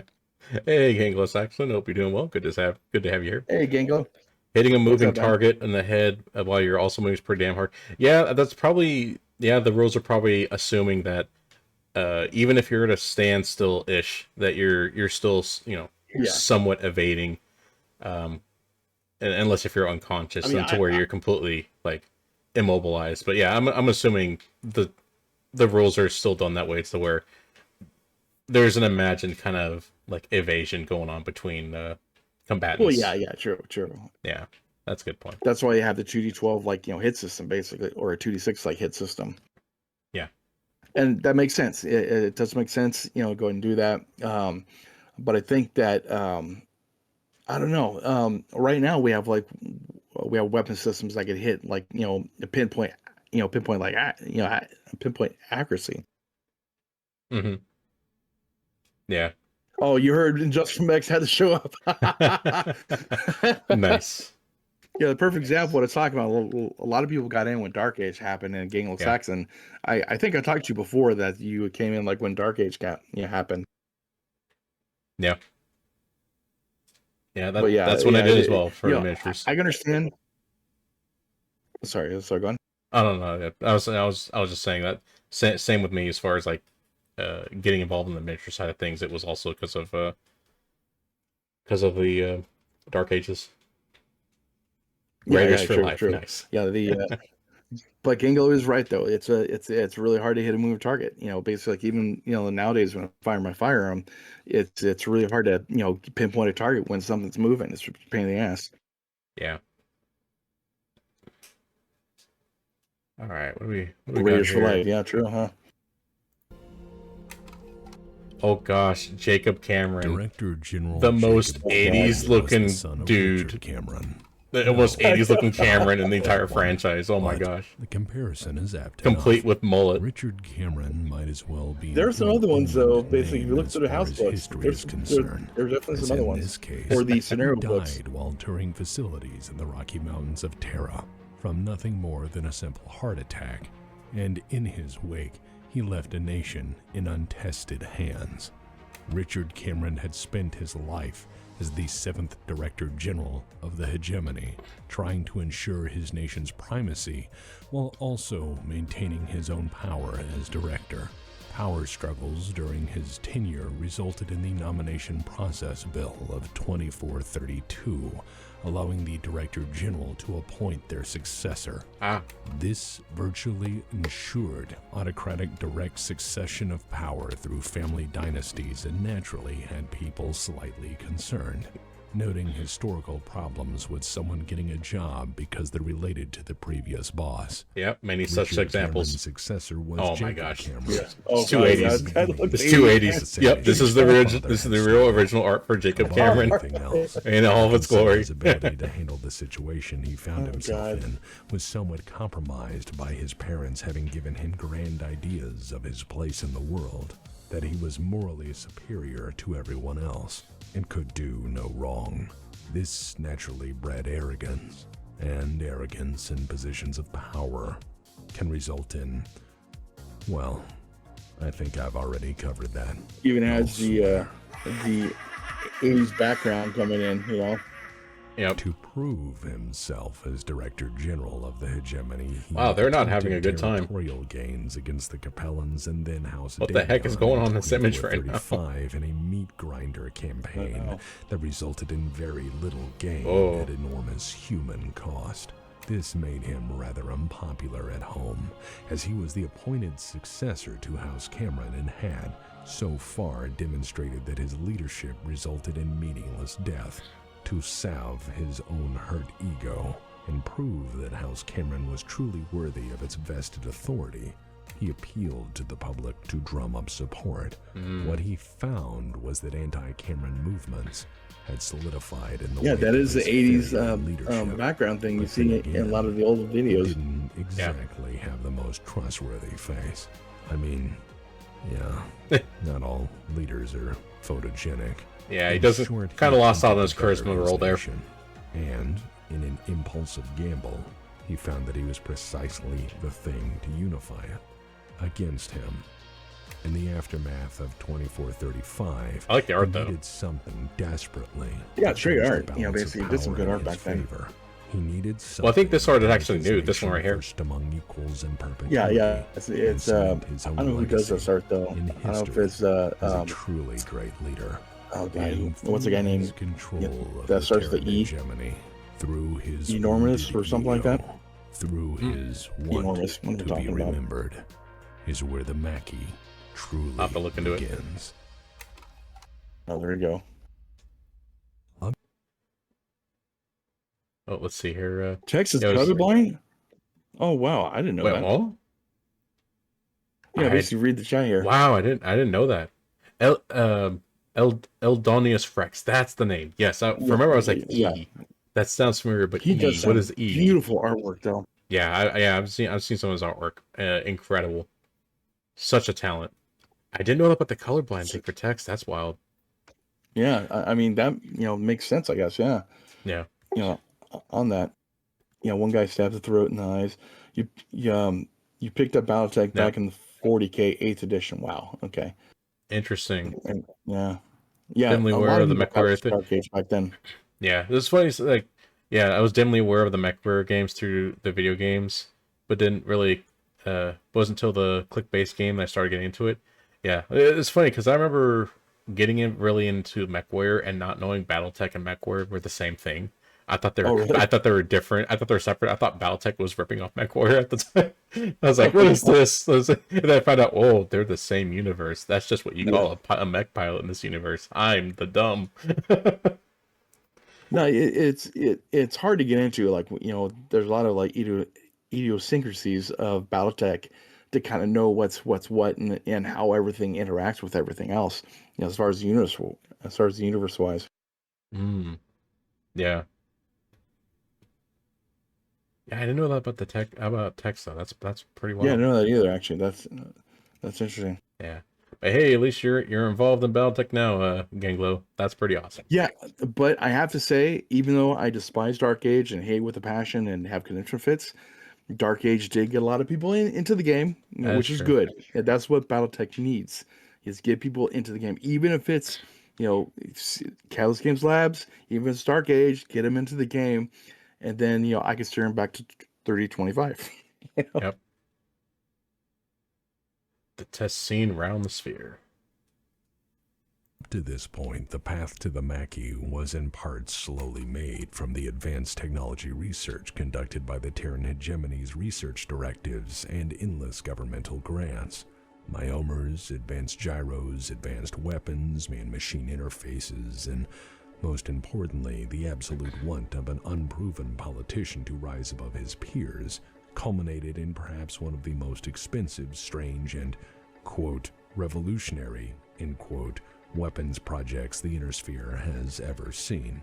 Intrigued at the idea Myomer presented as a means of movement for fighting war machines, over 20 production firms, all deeply in the pocket and good graces of the Terran hegemony, labored for many decades in secrecy to apply it and other tech breakthroughs to weapons projects. For 90 years, a consortium labored to figure out the next revolution in armored mobile warfare. And for 90 years, they struggled. Partially because what they were doing was ill-defined. After all, they were told to do research and development and make either breakthroughs to directly benefit the nation or resources to sell. They were paid to do that takes a lot to, think like, okay, well, Battlemechs, it's going to be good, so we're going to take 90 years to go develop them, to go develop a Battlemech, basically like the Mackie. They already had like industrial mechs. I guess they wanted bigger ones to put guns on them, and hopefully that'll be better than tanks. But it takes a lot of dedication to jump off that edge into something new, new technology like that. It take 90 years for it. And it sounds like what Tex was saying is that they had kind of an ill-defined area of what exactly they're developing. Is like try and develop either this or try and develop something that can just go to market. So it sounds like a lot of it was kind of developing, like just researching in circles for something, either to try and find and develop something that is truly groundbreaking or enough to, enough to justify their continued funding, just keep dragging it out a little more, to keep the funding coming, let's just keep researching in something. That probably helped. That probably contributed to why it took so long to develop what they would eventually develop. Yeah, that's the same thing as like World War One tanks. When they came out, they didn't know they were built off of oh god, was it like water drums or something like that, like metal water drums, and that's what they're built on, and then put tracks on them, and then they went to the tanks World War Two, and then tanks now. Just they don't know if it's gonna do it's gonna do anything. Just like World War One planes. They go, let's go see if we use them for spotting and for using to go drop bombs on. And then they did, and then it became like what it is now. Yeah.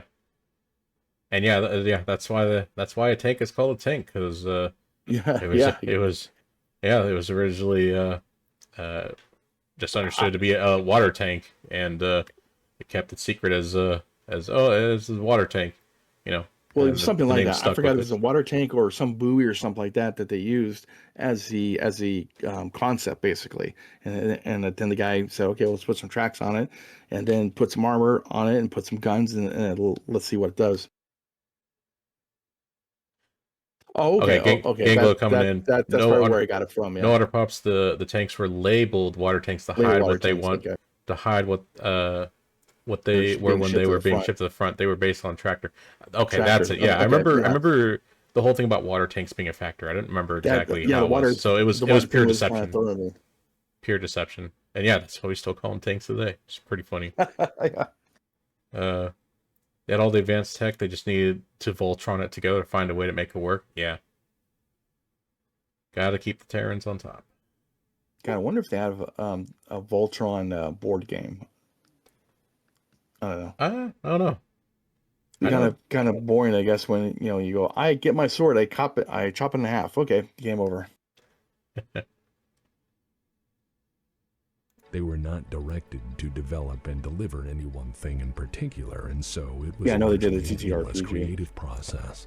In project Really? Is that good? management, this process is known I as finally project glanced at it. Didn't really want to play it. I gotcha. kitchen sink syndrome, or more commonly, as a goddamn waste of time. Secondly, it must be noted that with endless research funding, they could build whatever they wanted.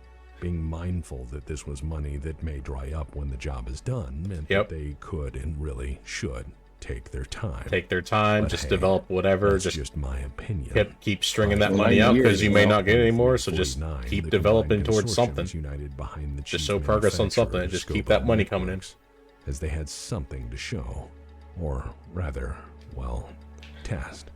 But first they had needed a pilot.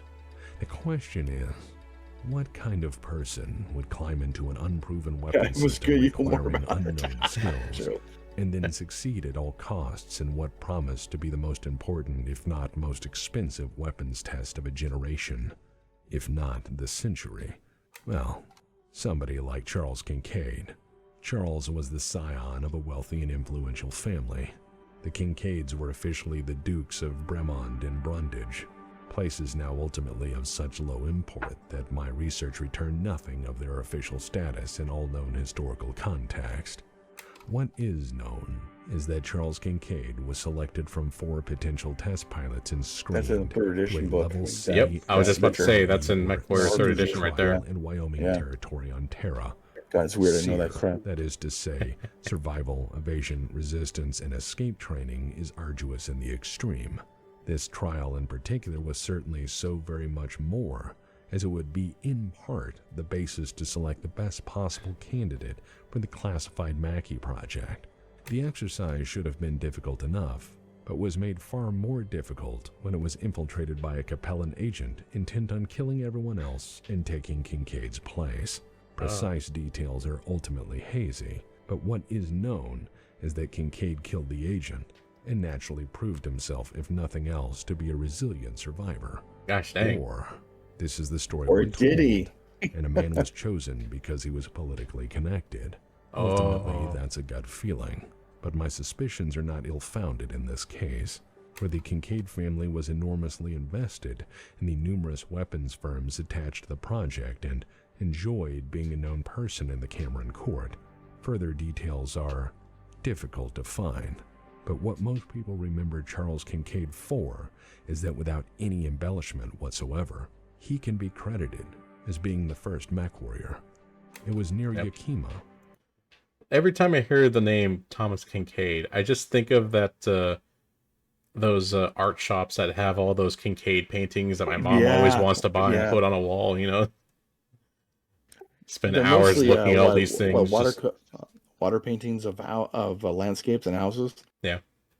I wonder if that's how the Kincaids got the money they did to eventually go involved in the weapon investments and the a bunch of painting. the 2500s. I don't know. Maybe. I don't know. Who knows? Yeah. The Proliferation Cycle book has a few stories on Mr. Kincaid. Oh, cool. Wow. Okay. Yeah, I don't know much about Kincaid except for just little snippets here and there. Didn't really read up a whole lot of it, but yeah. The first I'm learning a lot Mech from Warrior. Mackie Tex, man. Yeah. Love his videos. An old city on Terra located on the North American continent that would see the first successful weapons test of the Mackie. We do know that the test was a success. From available records, the following facts are certain. On one end of the test range were 4 ancient Merkava tanks fitted with remote controls. On the other end of the test range was the culmination of a near century of technological breakthroughs, dozens of advanced weapon systems trying to work together, and the hopes and dreams of 20 megacorps trying to strike it rich. It was a weapon system designed by the best, Hip the lasers, brightest, and piloted by the well-to-do, and now pushed into the testing phase by a singularly desperate political leader. I don't like I it's being cannot so fathom close to my what they face. hoped I'm gonna back or up their here. efforts to produce, but I do know its name. It was called the Mackie. You need to be and careful on with its that. poorly built Poke someone's eye. shoulders rode the future. From the start, the pilot had some Looks like a difficulties. football helmet, In too. his eagerness, or perhaps fully realizing That's the such a power cool at his art right there. command, Such he a cool nearly pick. destroyed the umbilicals during power-up and maneuvering Yeah, tests. definitely.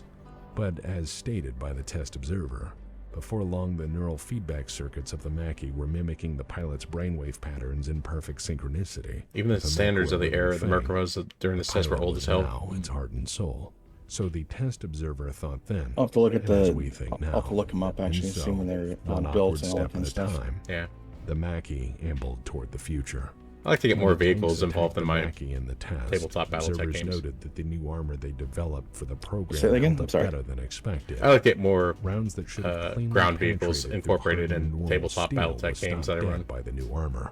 Oh, New yeah, armor yeah. that was admittedly Always like, some of the most expensive ever made up to that point. Stuff It besides had been Battletech, strengthened by Battlemech. new casting Just weird that way, I techniques guess. and was Yeah. infused with a sheet of woven diamond fiber. Diamond With fiber. the mind and machine joined, the pilot reacted swifter than the observers had expected. The pilot was more aware of the situation than any could have predicted, as he was not seeing from the cockpit glass, but drinking information straight from the sensor suite to get a better view of the battlefield. He destroyed every tank in rapid succession, save for the last. To win was one thing, but winning with style, why, that's something else entirely. It is of historical note that Kincaid was not only the first mech warrior, but the first to grandstand in style on his opponents. The last stage carefully disabled.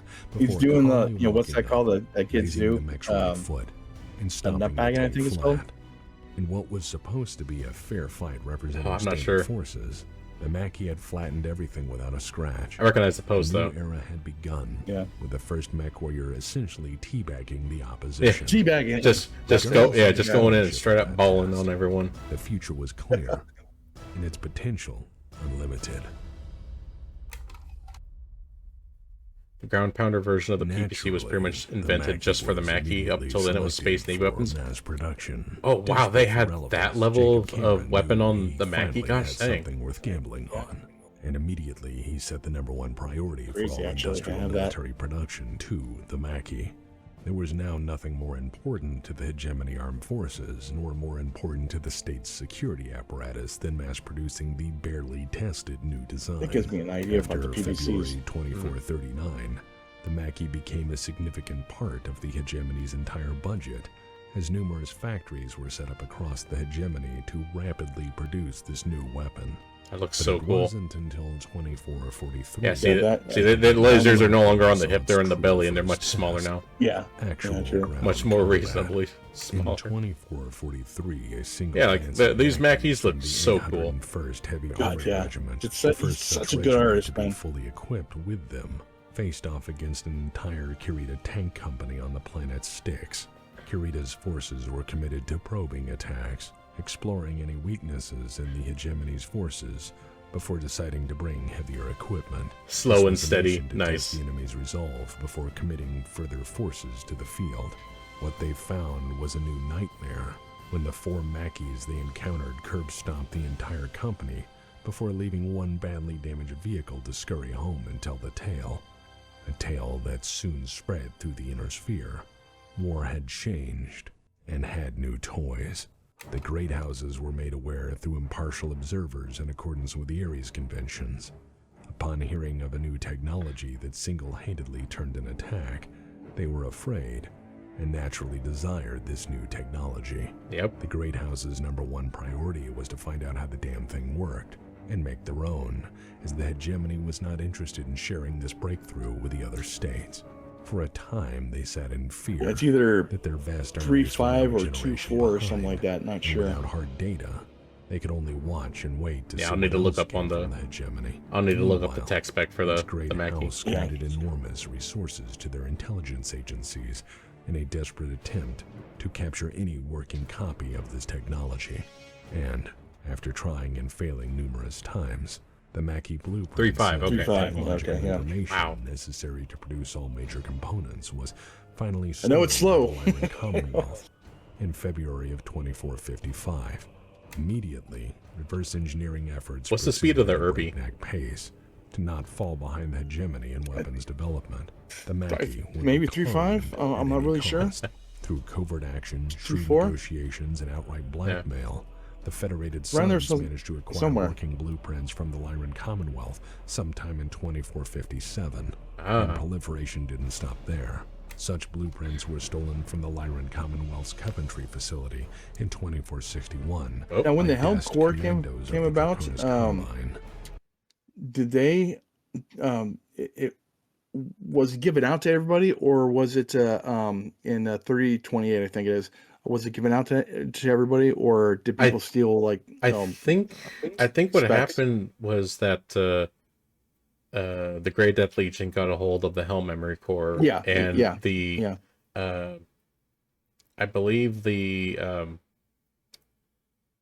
gosh, why am I blanking on their names? NIS or something like got it, and then Davon was the main companies or the main house that had it, but I wasn't sure if they actually gave it out to everybody or they. Yeah, I think they did because I believe the Comstar was in the middle of like trying to recover it and essentially eliminate the Grey Death Legion, and I think before they can do that, they basically just sent it out to the net essentially, and was like, all right, well now everybody knows of this tech, and just basically like Comstar wanted to wreck it, and they made a bunch of copies and they sent it out to everybody, so that way Comstar couldn't control it anymore.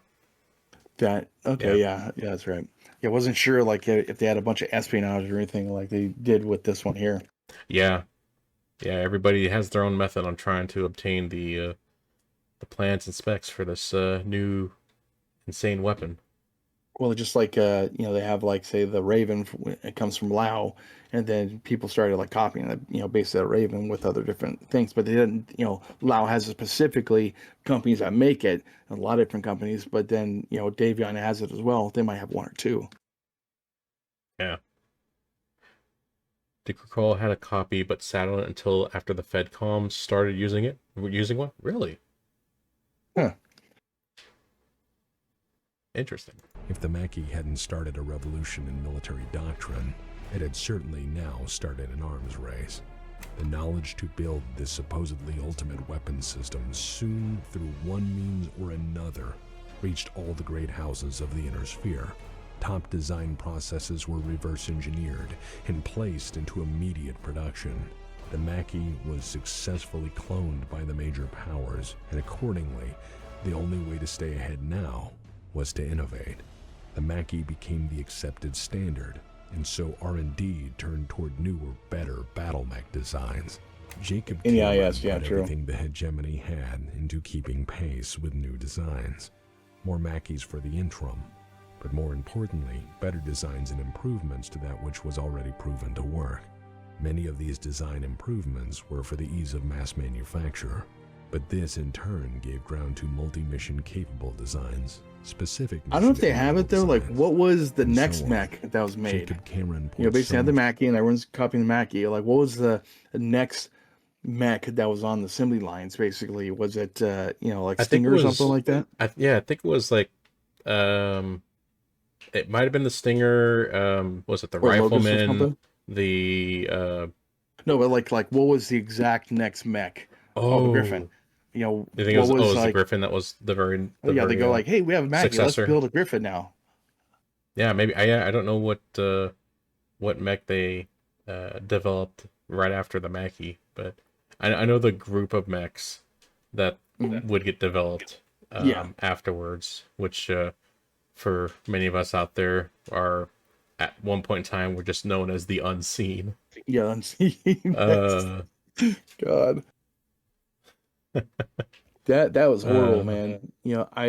We still use them like in our games, but it was just sucked for so many years. Oh yeah. It's like, here's that thing everybody knows, everybody's seen, but we can't legally talk about it. But we still have the Yeah. specs and and everything involved in the universe. We just can't show the image. Yeah, I know. Thanks, Harmony Gold. Oh boy.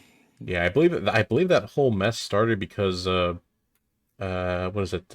Playmates had a deal with who was it? I think then they had a deal with whoever owned was it the Exo Squad franchise? It's very complicated, like how everything was. Like I think like one thing was, like Jordan Wiseman went up to whoever owned the specs and said, "Hey, we want to take these specs," and they did it on a handshake. And then they did he licensed that. he licensed the designs from the artists. Yeah. But not from like not from what was it, the Big West, right? Yeah, Tatsunoko and stuff like that. Whereas I'm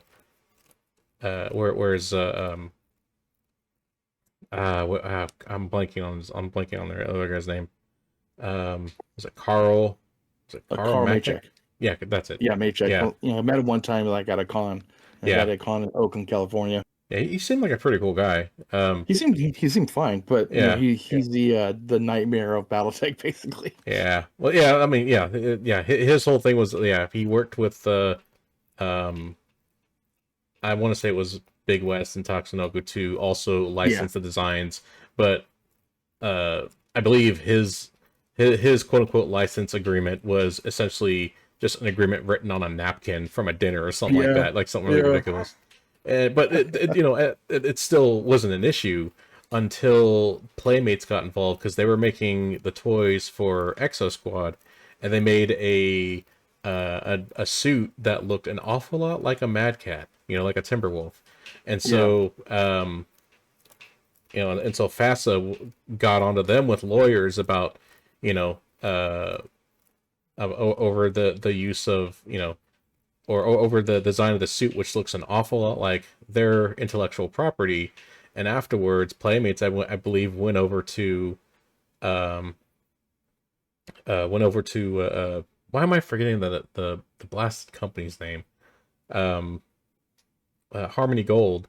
And we're like, hey, you need to look into these guys, because we think that they have a bunch of your intellectual property, or a bunch of your licensed stuff in their intellectual property.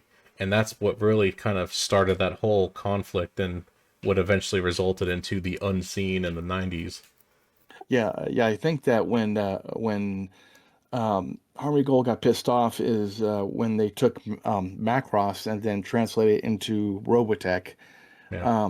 All those mechs, like the Warhammer and the Archer and stuff like that, were inside the thing, so they were having problems with IP issues. Yeah. As far as like toys and all that kind of stuff too. It was a big mess, and I'm really glad they can use them now. Don't get me wrong. Yeah, I'm so glad that they lost that court case in 2019?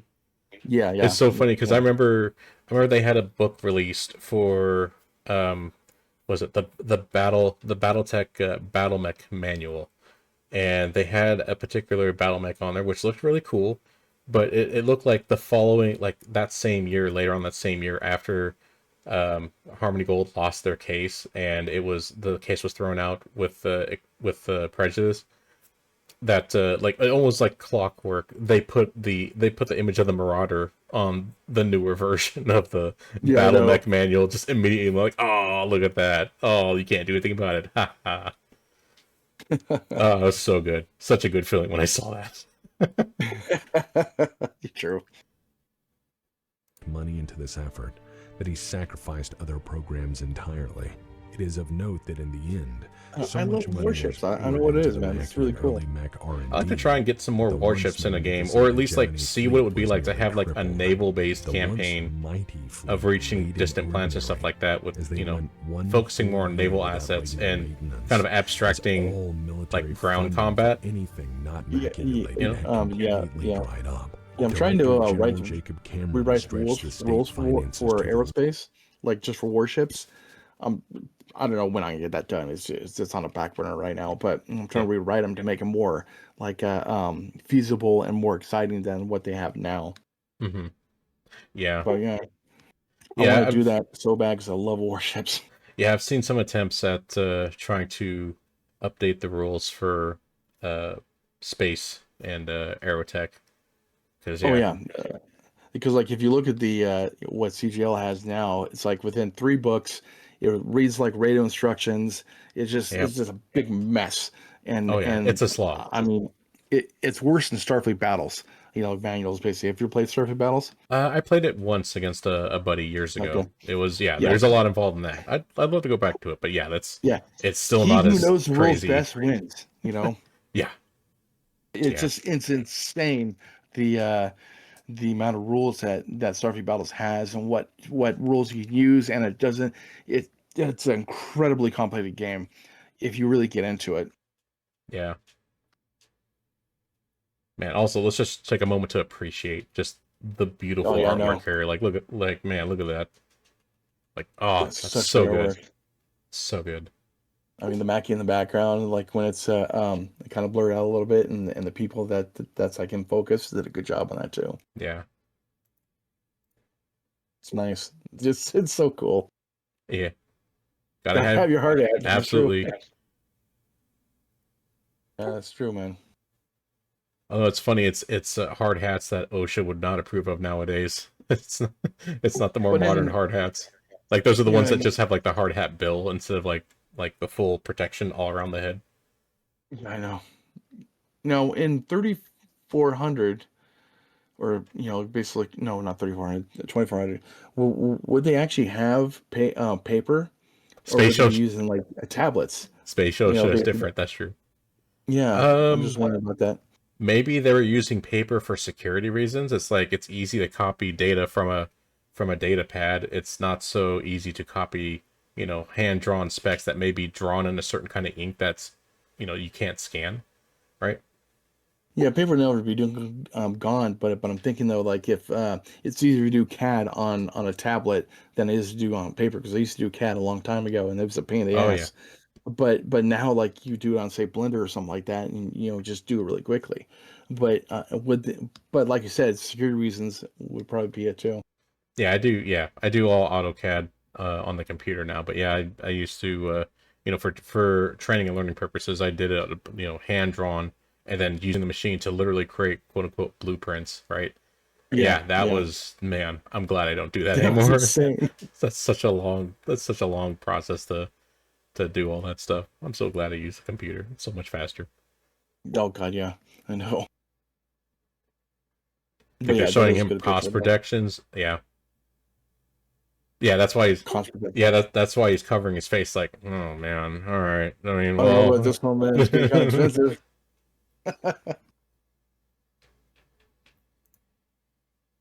Limit, nearly bankrupting the once wealthy hegemony. Oh well, there you go. That almost bankrupted. That's why he's so stressed. Yeah, gosh dang. But this only served to drive the other great houses onward in research and development. Couple roles, yeah. And that relentless drive began a contest of governments, industrial concerns, and investments that continues to this very day. Influence, legacy, and conclusions. The humble Mackie was built right up to the succession wars, and believe it or not, it lasted through them. And though they were ancient by the time the wars started, they served their purpose, if awkwardly, as a reminder that, yes, all weapons have an ancestor. That is true. So, Battlemechs are still cheaper than warships. A Mackie. By far. The Scobell Networks MSK5S all right, so here we go. 6S are the two. We got the stats here. BBC and AC-10 2 layers, yeah. It doesn't have a speed on it, though. Man, Jesus. Two best-known variants, with the 5S being the prototype and the 6S being the main production model. It was a 100-ton behemoth of a mech, using the best weapons of the wait a second. era. The Mackie was still seen in use of Jihad in the early Dark Age? Wait a second. That is wild. Lasers. Really? I thought that basically they stopped making that. It was like rare upon rare you find one that someone had in their barn that their great grandmother had or something like that, that never drove it or something.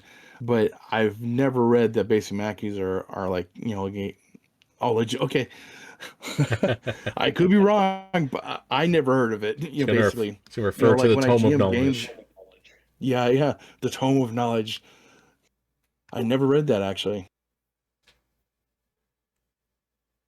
Battlemechs are still cheaper than warships. That's true. Yep. Yeah, let me go back to. He starts talking about the specs. Unbehemoth of a mech using the best weapons of the era, namely 1 PPC, 1 autocannon 10, and 2 medium lasers. Using a Hermes 360 engine, it was capable of stomping around at 54 kilometers per hour. And according to Ganglo, this is the first time we see PPCs used in ground warfare, not from a warship. That the early stage of mech design meant that it had numerous faults. At least I never knew they took a naval standards. particle projectile cannon and put it into a Most of Mackie. its mechanisms were in the prototype stage, and so they were vastly overweight, oversized, and not at all optimized for mass production. The Mackie does have one thing going for it, though, in that it has 20 tons of armor, which would have been a terrifying amount of armor protection for its era. The only notable modernization... Ooh, that's a sick-looking version of the Mackie right there. Which was used proudly by the hegemony militia forces well until the PPCs. Yeah, true. Scobell was that'd be too insane. proud to keep making 100 tons, that's what you expect, though. Who wanted to pay for old technology. It's got the Star League emblem on it too. And an autocannon 20, allowing the old Mackie to still serve some use. Okay, so let's. Oh, that's a blur. Yeah. All right, so let's see here. Up until the plant was blown up in 3075, the Retrotech 5S was being produced by the Lyrans. Defiance Industries made a big show of it. Wow, they're still pumping them out, huh? Oh, that's okay. That's why, basically, for me, anything past 368 does not exist. Okay, that's why. Okay, never mind. But like if they put out a plant, I'm sure basic Retrotech would be fine to go do that. But in my own mind, I just ignore anything past 368 to tell you the truth. Yeah, that's just me. It's just me though. A notable example of the Mackie was the MS. That makes sense though. Like they would actually make it 100 tons. Why not? Let's go make some Mackies. Kilroy's little buddy, who was the unofficial mascot at the SLDF 2 Marshall LBX Olympiads autocannons and double heat sinks. Wow. It had double heat sinks, LB-10X autocannons, and cellular ammunition. It's kind of like the records allow, the Annihilator, I think it is, or the therefore unique. What's the big one that looks like a Godzilla type thing? Believe it or not, it looks like a monster. It has a 4 around. LBX 10. Some of these damn The things Annihilator have survived 7 centuries. No, that's not Annihilator. It's something else. I Operational forgot. Mackie was known to exist in the Covington Annihilator. Museum Yeah, okay. on Yeah, the one that looks like Godzilla, right? A head and a partial torso of a Mackie is still preserved. This one's got tiger stripes on it. Solaris 7. And hey, tiger stripes are cool, man. Yeah. Military museum until it was taken by some assholes who don't know what nice means. I know what nice means. I am being nice right now by not tearing your limbs from your body. Anyways, Kerensky took 100 of the damn things with him on the Exodus, and it is known at this time that at least one is still in the Battlemech Museum in Clan Space on... Oh god. I'm not even gonna try to pronounce this. I'm gonna probably put one in Clan Sea Otter. Of the Battlemech. I'll write up a little thing about it. That sounds interesting because they took a bunch of them like with them, and I'll go add one to the Clan Sea Otter mechs basically. Nice. That'll be interesting. Really? Combining the proven reliability of industrial Myomer technology with other off-the-shelf products into a new weapon system was a natural course of action. I need to find all the music that the Black Pants Legion uses for Tex Talks Battletech, because the music that they always use in these videos are so cool and so fitting. Yeah, true. I know when I was looking for music for my videos, it was just a pain in the ass to go find public domain stuff and not be hit with strikes or anything. So I mean, he probably actually goes to a site and gets his music, pays for it basically. Yeah. Go have Okay. used for his videos. Yeah, I can see that. Was the Mackie the be-all, end-all for war? Was the Mackie worth the 90 years of research and development funding that would go away if they proved it didn't work? Was the Mackie the prototypical Battlemech, a product of products, a creation born from generations of the greatest minds of one of the greatest nations to ever exist? Was the Mackie the bleeding edge, or the greatest weapons platform up to that time? More importantly, I must ask, did the Mackie deliver on the hopes and dreams of its designers, the Terran hegemony and the Cameron legacy? Did it give them the edge and power they desired? Well, no, it did not. I can say with certainty that it was a 100-ton piece of metal that awkwardly flailed at opponents too scared to realize it was a new weapon, not a fundamentally better one.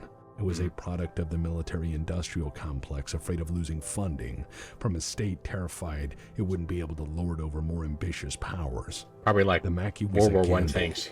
and I must Yeah. say that against Big, all scary rational looking, odds, it but- succeeded. The Mackie by itself didn't deliver victory or win any wars by its inclusion into the arsenals of Yeah, mankind. that's what I figured about his music, But actually. it did deliver Yeah, the future. royalty It free. was a flawed idea and a new toy, executed awkwardly by people uncertain of what the future would bring That's a and good what it would lead to. Wow. The Mackie isn't great as a weapon of war, but as a concept, it's pretty fucking brilliant. By combining all of the technologies necessary to That one has like an command a umbilical, machine into a singular like power weapon cable. system, Looks like you amplify a combatant's probably strengths in the deadliest contest Fixing the of fusion all. engine or something? I War. don't this. know. This is probably Further, pre-fusion by putting more engine money into in fewer, a more Yeah. complex Battlemech. weapon Yeah. systems, war, at least They're still in testing theory, it probably. becomes more humane. In theory. And with that, I suppose No, actually, I should Gangle, add in a his postscriptum lore is for freaking some of the amazing. things I You know, to brought tell you the up, truth. as I know there will be questions. Oh, No, had they fusion engine. had Okay. fusion engines at that point. Oh, okay. Yeah. Yeah, because I'd never seen a Battlemech with that connection in the back, so I wasn't sure. Oh, what that's probably what it that is. was. It's in the main book in 3025, All right. they have a vehicle that actually has like a hose that goes to mechs to go and cool down the engine, basically. Oh, it's like an external cooling. I forget what that one's apparatus. called though. Okay, the Mackie having a fusion engine is what allowed the PPC. Okay, that makes sense actually. Yeah. The Ares Conventions allowed for a new standard of warfare to rise, far away from the old method of using warships to pound an enemy flat, gas or burn anything that moved, and raise the flag over whatever tattered pieces remained. Warships turned resistance into examples and belligerence into smoking craters. However, the Ares Conventions, like any work by human hands, were, as far as rules go, imperfect and incomplete. Soon after its signing, the Ares Conventions were violated by the Capellans, who believed that the conventions didn't apply to those who didn't sign it. That Namely, figures. their opponents, the Taurian Concordat. Within a decade of the convention, the Capellan Confederation invaded the Concordat, who, as you remember, refused to sign on the basis that Capellans were untrustworthy.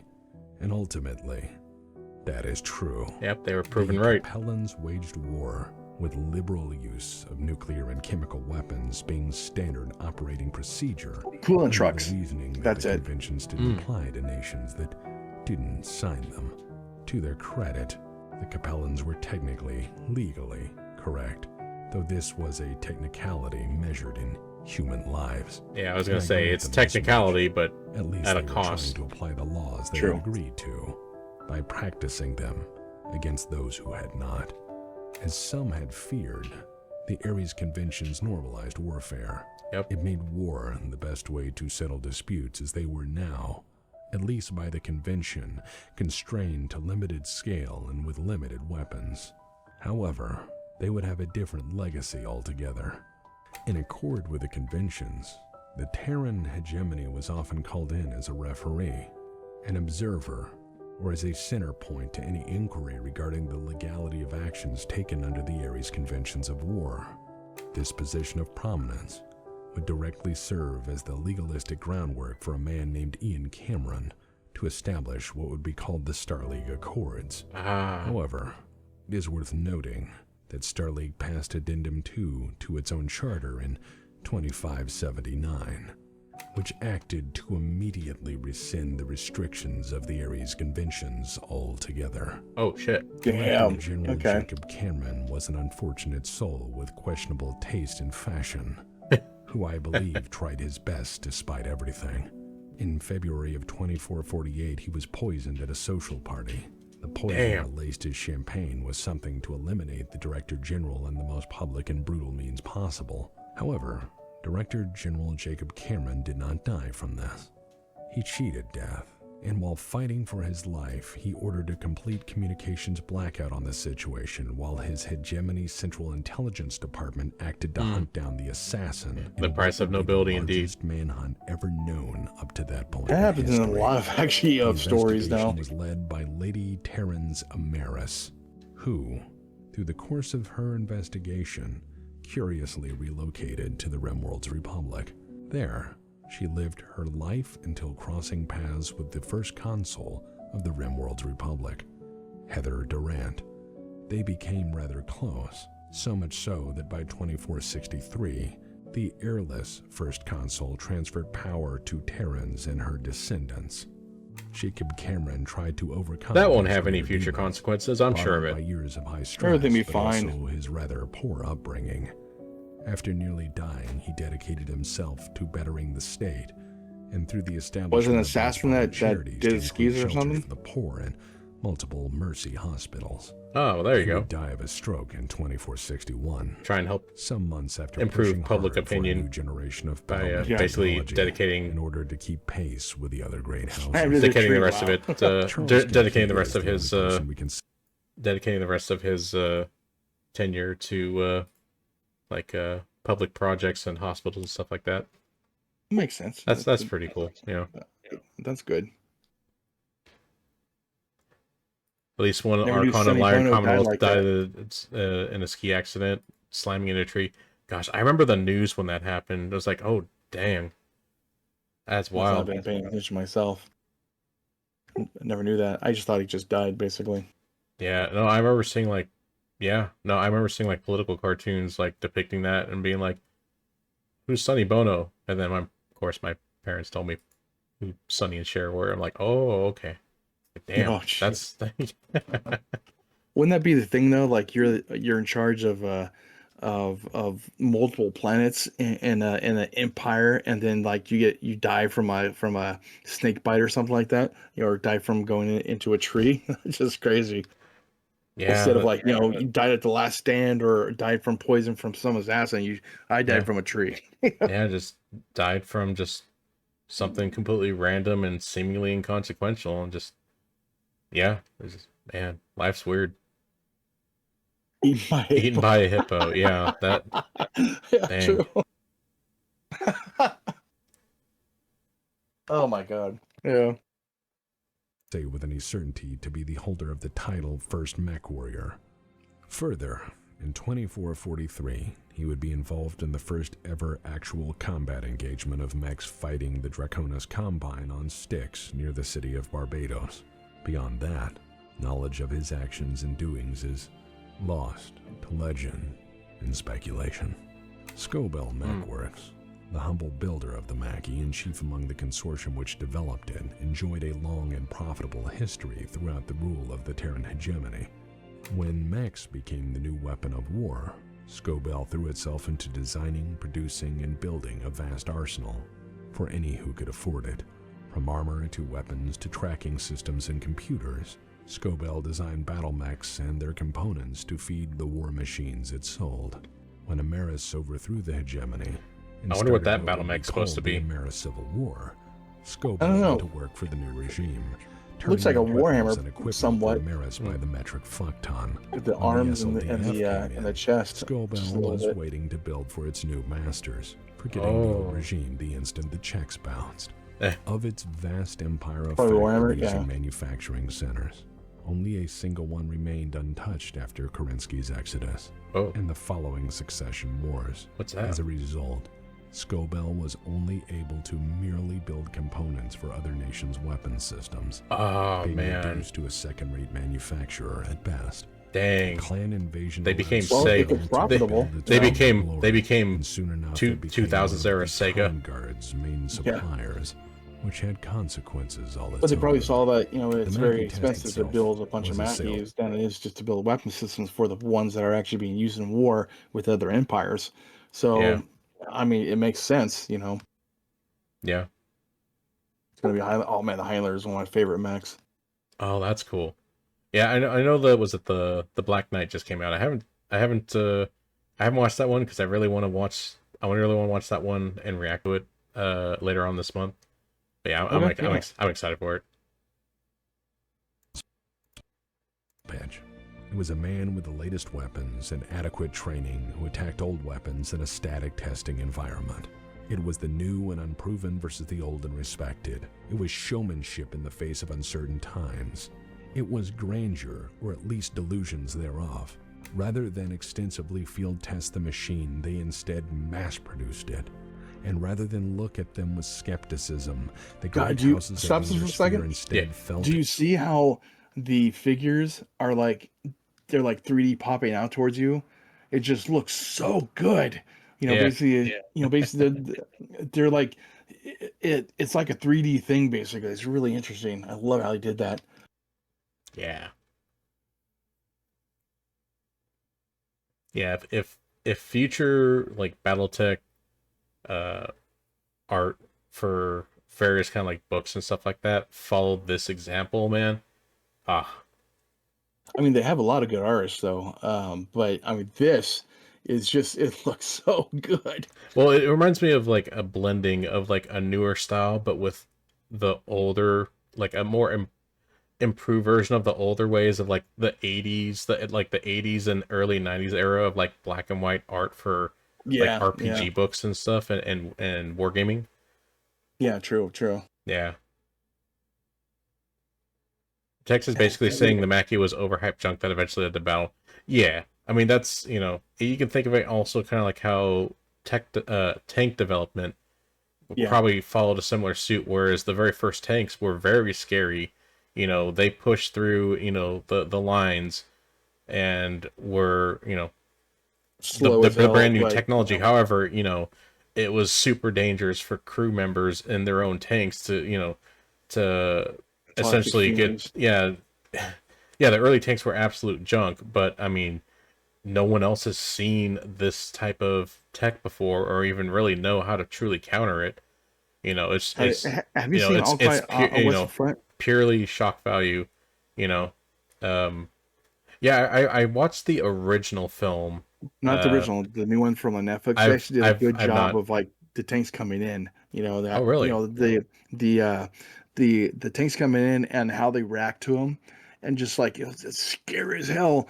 But once they got used to them, they could throw grenades down Yeah. on their tracks and everything. But they did a great job on like this is freaking scary. What's coming at Oh, us? absolutely. Type It's thing. just these giant mechanical monsters approaching this battlefield in the fog, in no man's land. It's like, what is that? That is literal death rolling. It's frightening. You got these things literally moving with machine guns built into them, some with Yeah, cannons, cannons. Yeah, and seemingly almost being able to drive over anything is like, yeah, until you realize they're big, they're slow, they have very poor visibility. The crew members inside are being protected by armor that isn't the greatest armor, that still can get penetrated. yeah.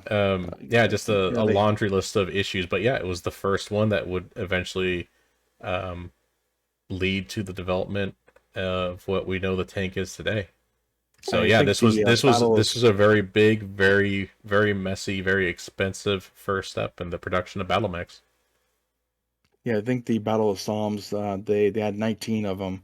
That was the first introduction of tanks. I could be wrong on that though, but Mm, the soldiers themselves through slits inside the tank, they had to wear like just like chainmail armor on their face to go yeah. stop like sharp metal and stuff like that from coming in and everything. It's just, but it was just the Netflix one did a really good job at that though. That's cool. Yeah, I remember watching the original film like in high school, right? We were going over history and stuff. Yeah, I never watched the one on Netflix. I didn't know if it was any good or not. it's good. It's good. It's not bad. That's cool. Yeah, the new But first thing is always going to be expensive. Yeah, with anything new, you always have to you gotta build the tech, you gotta build the factory before the first can of peas comes out, right? That's all really expensive. You know, once you get it all figured out, then you can start tooling it to, you know, be efficient and actually know what it is you're going for. But until then, a lot of it's just trying to create reality out of theory. Mind flows, yeah. Yeah. Fear and opt to steal and copy the design at any cost. The Mackie was a half-baked idea, but a successful one. Yeah. And ultimately, Exactly. the Mackie serves as a reminder. A weapon doesn't necessarily have to be effective on the battlefield. It just has to scare the shit out of the opponent. Yep, just like what we were saying. In that regard, Yeah. the Mackie succeeded, and in many ways, that's all that really matters.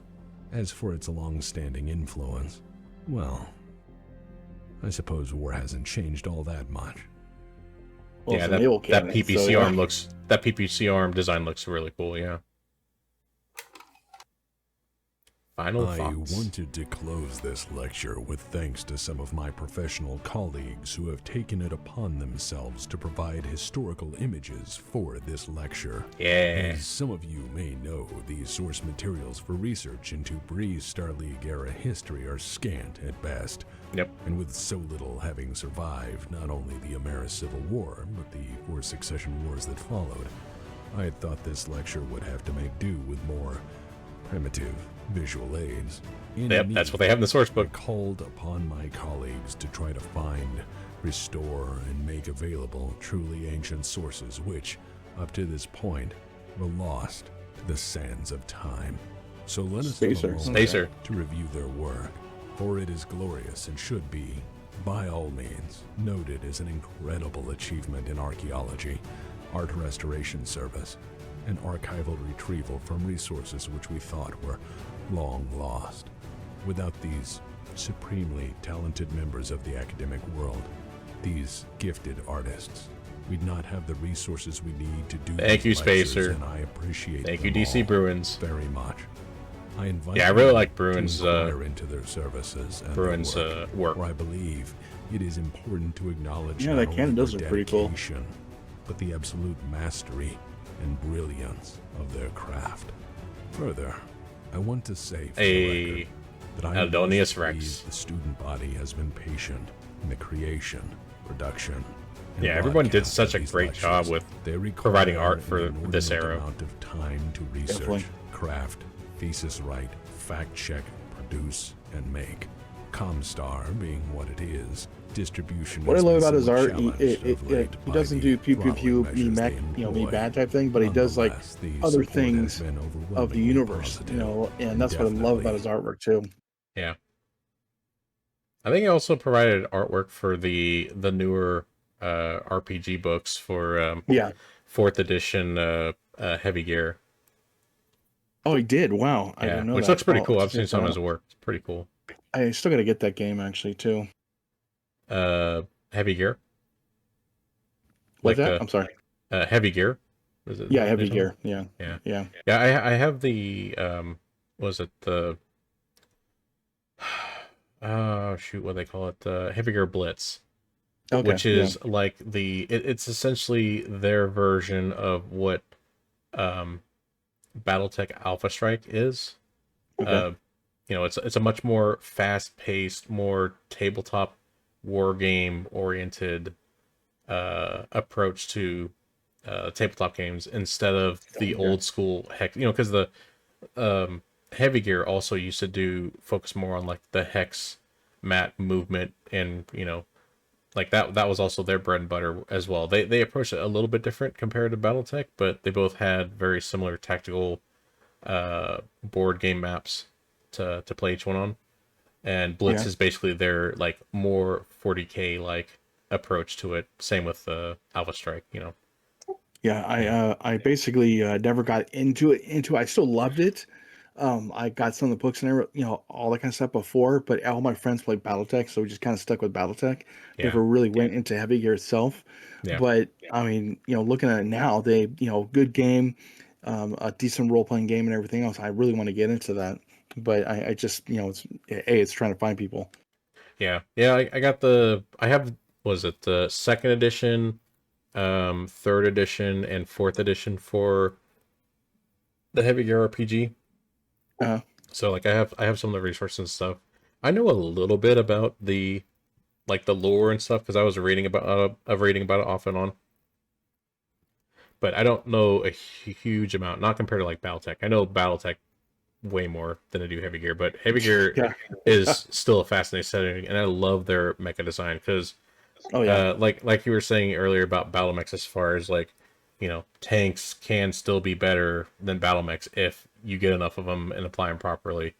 That's kind of just the way it is in Heavy Gear. The gears are like amazing all-terrain vehicles, but you put up a gear against a well-placed tank, and the tank has a good chance of winning. It's just it's just that the Heavy Gear is like a true multi-role platform that is all-terrain. So you can apply it for anything. Yeah. Yeah, boost I'll have to my look health. into what And what despite the all the latest role playing challenges, game is for this it though, help- like what edition and everything too. They're on fourth edition. I have opinions about it. Okay. I could tell you after stream Okay. Okay. about it, but yeah, it's the core mechanics work for essentially like what their aim was is they wanted to bring a role play aspect to Heavy Gear Blitz, and they did achieve that, and they had some real interesting ideas. The problem was the execution as far as like how the information was provided in the book and what the book's focus was. It focused a lot more, it felt more like a really big book that was essentially supplementing an RPG system onto Blitz, as opposed to a standalone RPG system that you could also use with Blitz. That's kind of my Yeah. biggest gripe Yeah. of it, is that you read the old books and it's very much feels like an RPG book, but you can play it using the tabletop rules of the game of Heavy Gear for the day. But that's not how fourth edition is approached, which, you know, Well, yeah, I'll just, I love reading about different systems and everything. I'll probably just get it like anyways, uh, just because, yeah, type things. I love reading that kind of stuff. yeah. But yeah, it'll be kind of weird to come from BattleTech, which spans hundreds of worlds, going into one world, type thing. But Well, who knows? There'll be a lot of lore with it. technically, even though it's primarily on one world, there is there is the I don't know what the system. I just refer to as a solar system, right? Everyone does, even though it's just a system, right, of planets around a star. That universe Yeah. does have its fair share of planets that the main Heavy Gear universe is in, and then of course you have Earth or Terra. Do they call it Terra? I think they call it Terra still. I think they're, yeah. Yeah, they have their own faction, which, to my knowledge, up until I think it's more recently, they actually don't have gears because that technology was never sought out like it was on Terra Nova. The uniqueness of Terra Nova eventually led to development of gears, whereas like on Earth, it's like, well, hover tanks work just fine. Why are we going to waste resources on something that doesn't need to happen? So when they're Yeah. dealing with Terra Nova, against the North and South, you have literally, gears going up against hover tanks, you know. Yeah, they Gene use hover soldiers. tanks and gene Yeah. soldiers. Yeah, exactly. I mean, still, just be kind of cool to go check it out too. Just Yeah. to read the system and to read the lore.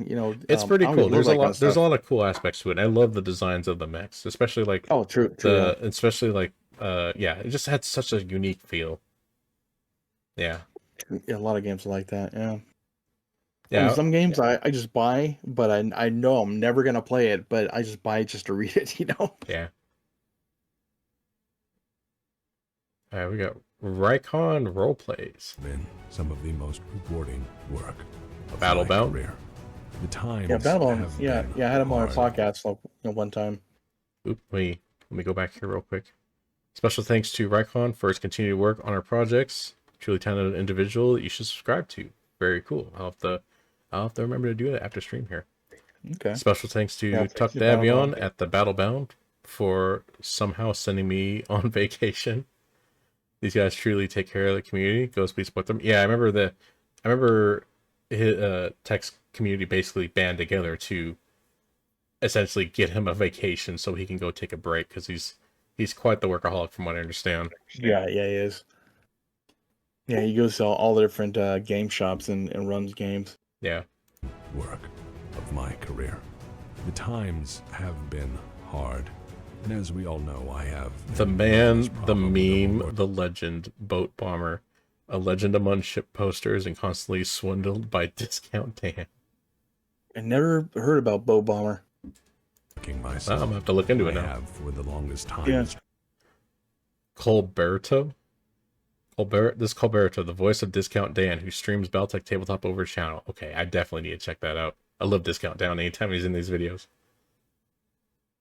Struggled with the issues of being a career workaholic and will gladly forgo. BB Wolf, I know. BB Wolf, I met her at MechCon in 2019. Ah, nice. Yeah, actually, yeah, got a picture with her too.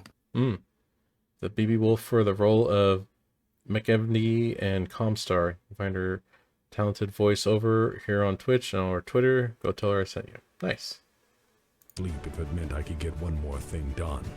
I'd drive myself to exhaustion, and instead of taking a rest... Yeah, I met him too. Yeah. A huge thanks to George Letu. What a name. He puts up with my madness and truly appreciate him. He also casts Fireball. I have heard he casts Fireball a lot. Into the next project, the next... Yeah, for my item on podcast, you to-do did the list, intro and voice rather to than it. demand Oh, cool. more. Yeah, I have got art by Captain Obvious. Encouraged me, Captain Obvious, yeah. Oh, that's good. Hey, no Kirby the Irby. who care deeply, especially in this day and Battletech age. Advanced Dun- Mod. It is Duncan Fisher, yep. That's tremendously Duncan Fisher. The support Mutant structure machines. I find here and now is Ooh, that's something cool. I have probably That always is kinda needed, cool. and I, from the bottom of my soul, Art by Agent thank Lowe. you for that. I'm Or grateful Lou, in ways Agent I Lou. cannot put into words. Oh, those are some You nice who looking have minis. Stood by me, my team, and our work. For those of you who I have gotta start chosen to painting, man, to support tell you our the truth. work when faced with the multitude Yeah, of other I haven't painted my options minis in available quite a out while. there, I am Just a sea of humbled gray. and can only say that I must thank you with every measure of my soul. Anyways, sappy shit out of the way. Class is fucking dismissed. Hey, That being what a said, video. next Thank up you, is Tex. another Yeah, that was design good, I actually. think A lot- you I learned a should be lot, well actually. Aware of the rifleman. Ah, the rifleman. Boy, do I have a lot to say about that thing. Always Tex Talks has some really good stuff. Yeah. Yeah. Basically, when I met him at MechCon, he didn't do his voice, his Duncan Fisher voice. He was Yeah. just a cool guy, Yeah. I mean, that was before all the politics started getting in. Yeah. I'll say I can't imagine Ledoux as anything but Duncan Fisher. Yeah, I mean that makes sense. Yeah, it's a cool guy. Though. So yeah, that was that was the video for the Mackie, which is pretty hype. It was like 20 minutes of Mackie, and the rest was about Yeah, the, it was the Infinity. lead up to how they even got to the idea of developing Which was cool new though. weapon systems for their new Yeah, era of warfare by the the Ares convention, right? yeah. It's a cool video though. Tex always does a good job on his stuff. Yeah. And how many views does he have on his channel for that video? Yeah, I'm sure he's got a lot.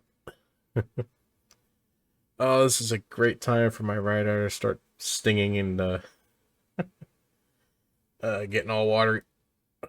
Oh yeah. Yeah. I'm probably gonna work in magazine a little bit and then go to bed. Yeah. Good idea. There's Yeah, honestly a lot of that on Mackie. Yeah, there is. I don't know, I watch her back feel so much with Lord Choose. I mean, a lot of it's made up, don't get me wrong, but it does a phenomenal job at making up the lore so it actually fits and not like, I'm going to have the Mackie and, I'm going to do this and this and this just because, but it makes it fit within the lore, which is great. Yeah. can't always you can't always just default to the rule of cool. You gotta give it some sort of reason to use the rule of cool. Very true, and It's that's not always the a hardest fault. thing about what's that? I'm sorry. Oh no, I was saying you can't always rely on it by default. Yeah, true.